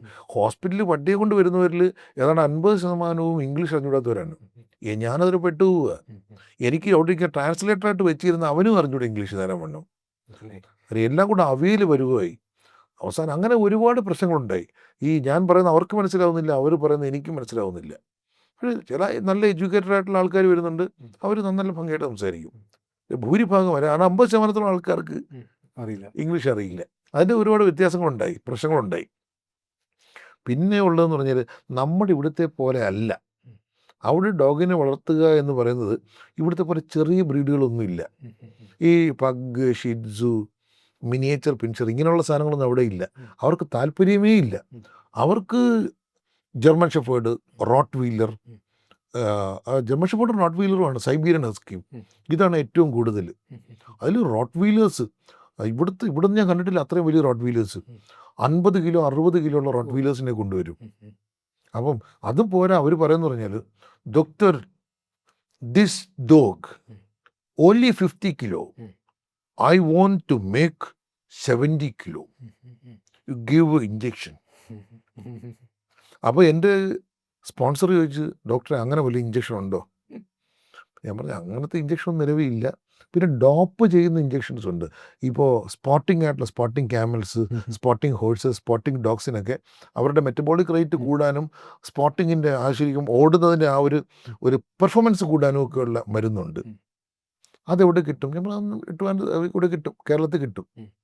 എന്നാൽ അത് പോയി വാങ്ങിച്ചുകൊണ്ട് പോവാ എന്ന് പറഞ്ഞ് അങ്ങനെ എന്നെ വിട്ട് അത് കൊണ്ടുവന്നപ്പോഴത്തേക്ക് ഇത് ഒരു ബോട്ടിലിന് ഇവിടെ ഏതാണ്ട് 600-700 രൂപയുള്ളൂ. ഇദ്ദേഹം ഒരു ഡോസ് ഇഞ്ചക്ഷൻ കൊടുക്കുന്നതിന് 2000 റിയാലിനാണ്. എനിക്ക് തോന്നുന്നു അദ്ദേഹം ഒരു ബോട്ടിൽ 100 ml ഒരു ബോട്ടിൽ വെച്ച് തന്നെ അദ്ദേഹം ഒരു 1,00,000 റിയാൽ ഉണ്ടാക്കിയിട്ടുണ്ടാവണം. അത് ജനങ്ങൾ വന്ന് ക്യൂ നിൽക്കില്ല ഈ ഇഞ്ചക്ഷൻ വാങ്ങിക്കാനായിട്ട്. അത് റിസൾട്ട് ഉണ്ട് കേട്ടോ, പെർഫോമൻസ് കൂടും. ഇപ്പോൾ പെർഫോമൻസ് ഇവൻ്റെ മെറ്റബോളിക് റേറ്റ് കൂടുമ്പോൾ ന്യായമായിട്ട് ഇവന് വിശപ്പ് കൂടും. അപ്പോൾ ഇവൻ കൂടുതൽ ആഹാരം കഴിക്കും. അവന് ഈ സ്പോൺസർക്ക് അവിടെ ഈ ഇതിൻ്റെ ഫുഡിൻ്റെ ബിസിനസ്സും കൂടെ ഉണ്ട്. അപ്പോൾ അതും കൂടെ കൊടുക്കും. ഈ ഫുഡ് നന്നായിട്ട് കഴിക്കും. ഈ പ്രീമിയം പെറ്റ് ഫുഡ് സ്വിറ്റ്സർലാൻഡിൽ നിന്ന് ഇമ്പോർട്ട് ചെയ്തൊക്കെ ഉണ്ട്. അതൊക്കെ അങ്ങോട്ട് അവൻ്റെ തലയിലോട്ട് കെട്ടി വെച്ച് കൊടുക്കും. പട്ടി നന്നായിട്ട് ആഹാരം കഴിക്കുന്ന നല്ല തടി വയ്ക്കും. പക്ഷേ കാലാന്തരത്തിൽ അതിന് ലിവറിന് ഫാറ്റി ലിവറൊക്കെ വരും. ഇതൊക്കെ ഞാൻ പറഞ്ഞു, അവർക്കതൊന്നും പ്രശ്നമില്ല. അവർ ഡോഗ് ഭയങ്കര പെർഫോമൻസ് ആയിരിക്കണം, മൈക്ക് ടൈസനെ പോലെ ആവണം എന്നാണ് പറയുന്നത്. അത് കാണിക്കാൻ വേണ്ടിയിട്ടാണ്. ഷോ കൾച്ചറാണ് കൂടുതൽ ഞാൻ കണ്ടിട്ടില്ല. കറക്റ്റ്, ഷോ കൾച്ചർ, അതായത് നായ്ക്കളെ ഇടപഴകി ജീവിക്കുക അങ്ങനത്തെ ഒന്നുമല്ല. പക്ഷെ ഒരു കാണിക്കാൻ വേണ്ടിയുള്ള ഇത് ഞാൻ ശ്രദ്ധിച്ചിട്ടുണ്ട് പല സ്ഥലത്തും അവിടെ. അതുപോലെ തന്നെ ഒരു വീട്ടിൽ ഞാൻ പോയി, അദ്ദേഹത്തിൻ്റെ ഫ്രണ്ട്, എൻ്റെ കഫീൽ അദ്ദേഹത്തിൻ്റെ ഫ്രണ്ടിൻ്റെ വീട്ടിലേക്ക് കൊണ്ടുപോവുകയാണ്. അപ്പോൾ അവിടെ ചെന്നപ്പോൾ ഒരു കോക്കേഷ്യൻ ഷീപ്പ് ഡോഗാണ്. Caucasian sheep dog is very huge. അവൻ ഏതാണ്ട് ഒരു 60 കിലോളം ഭാരം വരും. ഒരു വലിയൊരു കേജിൻ്റെ തോന്നിട്ട് ഭയങ്കര അഗ്രസീവ്. അവൻ്റെ മുൻകാലിൻ്റെ മുട്ടിനൊരു വലിയ മുഴയുണ്ട്. അതെന്താണെന്ന് പിടിച്ചു നോക്കണം. അപ്പോൾ ഞാൻ പറഞ്ഞു, ഇതിന് ഈ അഴിയോട് ചേർത്ത് നിർത്തുമെങ്കിൽ എനിക്ക് പിടിക്കാൻ ഒക്കുള്ളൂ. അപ്പോൾ അദ്ദേഹം പറഞ്ഞു, അതിൻ്റെ ഓണർ പറഞ്ഞു, ഡോക്ടർ യു ഗോ ഇൻസൈഡ്. അപ്പോൾ ഞാൻ പറഞ്ഞു, how can I go inside? If I go inside the beast will catch and kill me. She's a Caucasian sheep dog. അപ്പോൾ എൻ്റെ കഫീലോട്, oh doctor Vinod, you are afraid of dogs. You say you are a good dog specialist, but you are afraid of dogs. അപ്പം ഞാൻ പറഞ്ഞു, sir, it doesn't mean that I am afraid of dogs, but I know the reality because I have common sense. If I go inside the dog will definitely kill me. ശരിയാണ്. Caucasian one of the dangerous ഡോഗ്സിൽ വരുന്നത്. Very dangerous. ഭയങ്കര guard ഡോഗാ. ഭയങ്കര വലിയ guard dog അല്ലേ. പല വീടുകളിലും ലെപ്പേർഡുണ്ട്, പെരുമ്പാമ്പുണ്ട്. ലെപ്പേർഡ് ഞാനൊരു വീട്ടിൽ സർഫത്ത് അലി എന്ന് പറയുന്ന വലിയ അവിടുത്തെ പ്രമാണിയാണ്. അദ്ദേഹത്തിൻ്റെ വീട്ടിൽ, എൻ്റെ കഫീലിൻ്റെ ഫ്രണ്ടാണ്. അവിടെ ചെല്ലുമ്പോഴത്തേക്കും സ്വീകരണമുറി കയറിയപ്പോൾ തന്നെ അത്രയ്ക്ക് ഒരു നല്ല മണമൊക്കെ ഉണ്ട്. ഞാൻ അങ്ങനെ ഇരിക്കാൻ തുടങ്ങുമ്പോൾ നോക്കിയപ്പോൾ തൊട്ടപ്പോൾ ഒരു സെറ്റിയുടെ മുകളിൽ ഒരു ലെപ്പേർഡ് എന്നെ നോക്കിക്കൊണ്ടിരിക്കുന്നത്. ഞാൻ പേടിച്ചു പോയി. അത് ലെപ്പേർഡിനെ കെട്ടിയിട്ടിരിക്കുക, അഴിച്ചു വിട്ടിരിക്കുക, അതിനകത്തിരിക്കുക. നമ്മൾ ലെപ്പേർഡിനെ ഇങ്ങനെ നടത്തി കണ്ടിട്ടുണ്ടോ? ഞാൻ ലെപ്പേർഡിനെ കണ്ട് പേടിച്ചപ്പോൾ എന്നെ നോക്കി വായം തുറന്നു. ഞാൻ പേടിച്ചു. No problem, he won't do anything, he is my pet. അത് ഞാൻ കടുവ, സിംഹം ഇതൊക്കെ ടി വി കണ്ടിട്ടുണ്ട്. ഇവർക്ക് ഇതൊക്കെ ഉണ്ട്, ലെപ്പേർഡിനെ പോലെ തന്നെ അവിടെ അനുവദനീയമാണ്. അവിടെ മാനിനെ വേട്ടയാടാം, കൊല്ലാം, മാനിറച്ചി കഴിക്കാം, വീട്ടിൽ മാനിനെ വളർത്താം, ലെപ്പേർഡിനെ, സിംഹത്തെയൊക്കെ വീട്ടിൽ വളർത്താം, പെരുമ്പാമ്പിനെ വളർത്താം. നമ്മുടെ ഇവിടെ ഒന്നും പറ്റില്ല. നമ്മുടെ ഇവിടെ മാനിനെ വളർത്താൻ സമ്മതിച്ചു കഴിഞ്ഞാലുള്ള കാര്യം അറിയാമല്ലോ. പിറ്റേന്ന് അത് മാൻ ഫ്രൈ ആയി മാറും. അല്ല സാർ, അപ്പം അത് സൗദി അറേബ്യ 1.5 കൊല്ലം സാറ് നിന്നുള്ളൂ അല്ലേ? പിന്നെ സാറ് തിരിച്ചു വന്നു. പിന്നെ എവിടെയാണ് ജോയിൻ ചെയ്തത്? കോഴിക്കോടാണോ? നേരെ വന്ന് കോഴിക്കോട് ജില്ലാ മൃഗാശുപത്രിയാണ് ജോലി ചെയ്യുന്നത്. സാർ കോഴിക്കോട് കുറേ കാലമായില്ലേ സാറ്? സാറിന് ഏറ്റവും ഇഷ്ടപ്പെട്ട 17 സ്ഥലം ഏതാ? ഈ ഡിസ്ട്രിക്റ്റുകളിൽ ഏറ്റവും ഇഷ്ടപ്പെട്ട സ്ഥലം? സാറ് എന്തായാലും ഒബിയസ്ലി സാറിന് തിരുവനന്തപുരം ഇഷ്ടമെങ്കിൽ കാരണം സാർ ജനിച്ചു വളർന്ന അവിടെയാണ്. അത് കഴിഞ്ഞ് കർമ്മമണ്ഡലത്തിൽ നോക്കുകയാണെങ്കിൽ കർമ്മം ചെയ്ത സ്ഥലങ്ങളിൽ, അതായത് പ്രാക്ടീസ് ചെയ്ത സ്ഥലത്ത് നോക്കുകയാണെങ്കിൽ ഏറ്റവും ഇഷ്ടപ്പെട്ട ഡിസ്ട്രിക്ട് അങ്ങനെ പറഞ്ഞല്ല സാറെ ബുദ്ധിമുട്ടിക്കുകയല്ല, എന്നാലും സാറ് പറയാൻ പറ്റുമെങ്കിൽ പറഞ്ഞാൽ മതി. നല്ല ചോദ്യം, എനിക്കിവിടെ പറയാൻ ഇഷ്ടമുള്ളതുമാണ്. ആ. ഞാൻ ഏറ്റവും ഇഷ്ടപ്പെടുന്ന സ്ഥലം ഉം. എൻ്റെ ജന്മനാടല്ല എന്ന് എനിക്ക് വേണമെങ്കിൽ പറയാം. ഉം. ഞാൻ ഏറ്റവും ഇഷ്ടപ്പെടുന്ന സ്ഥലം കോഴിക്കോട് തന്നെയാണ്. ഞാൻ 17 വർഷമായിട്ട് എൻ്റെ കർമ്മമണ്ഡലമായിട്ടുള്ള കോഴിക്കോട്, ഇത് തന്നെയാണ് എനിക്ക് ഏറ്റവും ഹൃദ്യം. ഞാൻ എൻ്റെ പുസ്തകത്തിൽ എഴുതിയിട്ടുണ്ട്, കോഴിക്കോടിൻ്റെ കാറ്റിന് പോലും സുഗന്ധമുണ്ടെന്ന് എഴുതിയിട്ടുണ്ട്. എനിക്ക് അത്ര ഇഷ്ടമാണ് കോഴിക്കോട്. അതുകൊണ്ട് തന്നെയാണ് കോഴിക്കോടിലെ ജില്ലാ മൃഗാശുപത്രിയിലെ ടെനൂർ കഴിഞ്ഞപ്പോഴത്തേക്ക് സർക്കാർ സർവീസിൽ നിന്ന് മാറിയിട്ട് കോഴിക്കോട് വിട്ടു പോകാൻ ആഗ്രഹമില്ലാത്തത് കൊണ്ട് തന്നെയാണ് എൻ്റെ ക്ലിനിക്ക് ഞാനിവിടെ തുടങ്ങിയത്. ഈ ക്ലിനിക്ക് എനിക്ക് ജീവനുള്ള കാലവും ഈ ക്ലിനിക്ക് കാണുകയും ചെയ്യും. അപ്പോൾ സാറ് ഇനി എന്താണ് സാറിന്, ഇപ്പോൾ സാറ് പറഞ്ഞു ഇപ്പോൾ സാറ് പെറ്റ് ക്ലിനിക് ഇവിടെ നടത്തുന്നുണ്ട്, അപ്പോൾ അത് കഴിഞ്ഞിട്ട് ഇപ്പോൾ സാർ എന്തൊക്കെയാണ് സാറ് ഇനി പുതിയ പെറ്റ് ക്ലിനിക്ക് തുടങ്ങുന്നുണ്ടോ? അപ്പോൾ സാറിനോട് നമ്മൾ സംസാരിച്ചപ്പോൾ പറഞ്ഞിരുന്നു ടാറ്റ ഒരു വലിയ ഹോസ്പിറ്റൽ മുംബൈയിൽ തുടങ്ങിയിട്ടുണ്ട് സ്മോൾ ഇൻവെസ്റ്റ്മെൻറ്റ് വേണ്ടി. അതേപോലെ ഒരു ഹോസ്പിറ്റൽ നമുക്ക് ഇവിടെ എപ്പോഴെങ്കിലും പ്രതീക്ഷിക്കാൻ പറ്റുമോ? എൻ്റെ രണ്ടാമത്തെ, എന്നാൽ എൻ്റെ വളരെ പ്രധാനപ്പെട്ട പെറ്റ് ഹോസ്പിറ്റൽ, ഞാനിപ്പോൾ സെറ്റിൽ ഇരിക്കുന്നത് കൊച്ചിയിലാണ്. എൻ്റെ കുടുംബം, എൻ്റെ ഭാര്യ, എൻ്റെ മകളൊക്കെ ഉള്ളത് കൊച്ചിയിലാണ്. സെറ്റിൽ ഇരിക്കുന്നത് കൊച്ചിയിലാണ്. എന്നാൽ എൻ്റെ കർമ്മമണ്ഡലം കോഴിക്കോടാണ്. കൊച്ചിയിൽ എൻ്റെ രണ്ടാമത്തെ വലിയ പെറ്റ് ഹോസ്പിറ്റൽ, അത് സൗത്ത് ഇന്ത്യയിലെ ഏറ്റവും വലിയ hospital, pet kiln multi speciality pet hospital കൊച്ചിയിൽ കടവന്ത്രയിൽ ഈ വരുന്ന ഡിസംബർ 14 ഉദ്ഘാടനം ചെയ്യുക. അപ്പോൾ അത് it is at the verge of inauguration. അത് സാർ നമ്മൾ പുറത്തൊക്കെ, അതായത് യൂറോപ്പിലെ കണ്ടുള്ള മാതിരി എല്ലാ ഇൻപേഷ്യൻ സൗകര്യങ്ങൾ, എല്ലാ സൗകര്യങ്ങളോട് ഈ കൂടിയാണ്. സൂര്യന് കീഴെ എനിക്ക് പെറ്റ്സിന് എന്തെല്ലാം ചെയ്തു കൊടുക്കാൻ കഴിയുമോ അതെല്ലാം ചെയ്തു കൊടുക്കാൻ പറ്റുന്ന 24 മണിക്കൂറും പ്രവർത്തിക്കുന്ന 24/7 ഒരുപാട് 8 ഡോക്ടർമാർ ജോലി ചെയ്ത് ഞാൻ ഹെഡായിട്ടിരിക്കുന്ന വലിയ പെറ്റ് ഹോസ്പിറ്റൽ. അതൊരു വലിയ സന്തോഷമാണ്. കാരണം നമുക്ക് പല സമയത്തും ഈവൻ വെറ്റിനറി മെഡിക്കൽ കോളേജിലൊക്കെ പോയി കഴിഞ്ഞിട്ടും അവർ തന്നെ പറയും അവരുടെ അടിസ്ഥാന സൗകര്യം ഇല്ലാത്തതിന് അവർക്ക് ചെയ്യാൻ പറ്റില്ല. സാർ തന്നെ പറഞ്ഞിട്ട് പല ബുദ്ധിമുട്ടുകളുണ്ട്. അപ്പോൾ നമ്മളെ ഓപ്ഷൻ എന്താ വെച്ചാൽ, നമ്മളപ്പോൾ ഡിസ്കവറി ചാനൽ അങ്ങനത്തെ പല ചാനലുകൾ കാണുമ്പോൾ ഇത്രയും വലിയ ഹോസ്പിറ്റലുകൾ യൂറോപ്പിൽ കാണാം, അല്ലെങ്കിൽ അമേരിക്കയിൽ കാണാം. അപ്പോൾ അതിനൊരു ഹെൽപ്പ് എന്നുള്ളതാണ് ടാറ്റ. ടാറ്റ അദ്ദേഹത്തിൻ്റെ അതെ. ഏറ്റവും വലിയ ഡോഗ് ലവറായിരുന്നു ടാറ്റ. അതെ. അദ്ദേഹത്തിൻ്റെ ഡോഗിനെ US കൊണ്ട് ചികിത്സിച്ചിട്ടൊക്കെ ഉണ്ട്. അപ്പോൾ അദ്ദേഹം അത് കണ്ടിട്ട് നമ്മുടെ നാട്ടിലും അതുപോലത്തെ ഒന്ന് വേണമെന്ന് പറഞ്ഞിട്ടാണ് ടാറ്റ മുംബൈയിൽ, രത്തൻ ടാറ്റ മുംബൈയിൽ ഒരു ഹോസ്പിറ്റൽ തുടങ്ങി. അപ്പം എനിക്ക് ഭയങ്കര സന്തോഷമായി. സാറേ നമുക്കിപ്പോൾ മുംബൈ വരെ പോകാൻ ബുദ്ധിമുട്ടായിരിക്കുമല്ലോ, മുംബൈ പോകാൻ പറ്റും. അപ്പോൾ അതിനെക്കാട്ടും അടുത്ത് അതേ ക്വാളിറ്റിയിലും സൗകര്യങ്ങളുള്ള ഹോസ്പിറ്റൽ ഇപ്പോൾ കൊച്ചിയിലുണ്ടല്ലോ. അപ്പോൾ കൊച്ചിയിലേക്ക് ആകെ 4 മണിക്കൂറേ നമുക്ക് യാത്ര ചെയ്യേണ്ടുള്ളൂ. എൻ്റെ ആശുപത്രിയിൽ ഒരുപാട് മറ്റൊരു സ്ഥലത്തും ഇല്ലാത്ത സൗകര്യങ്ങളുണ്ട്. അത് ഏറ്റവും പ്രധാനപ്പെട്ട സൗകര്യം ബ്ലഡ് ബാങ്കാണ്. 24 മണിക്കൂറും ബ്ലഡ് ബാങ്ക്.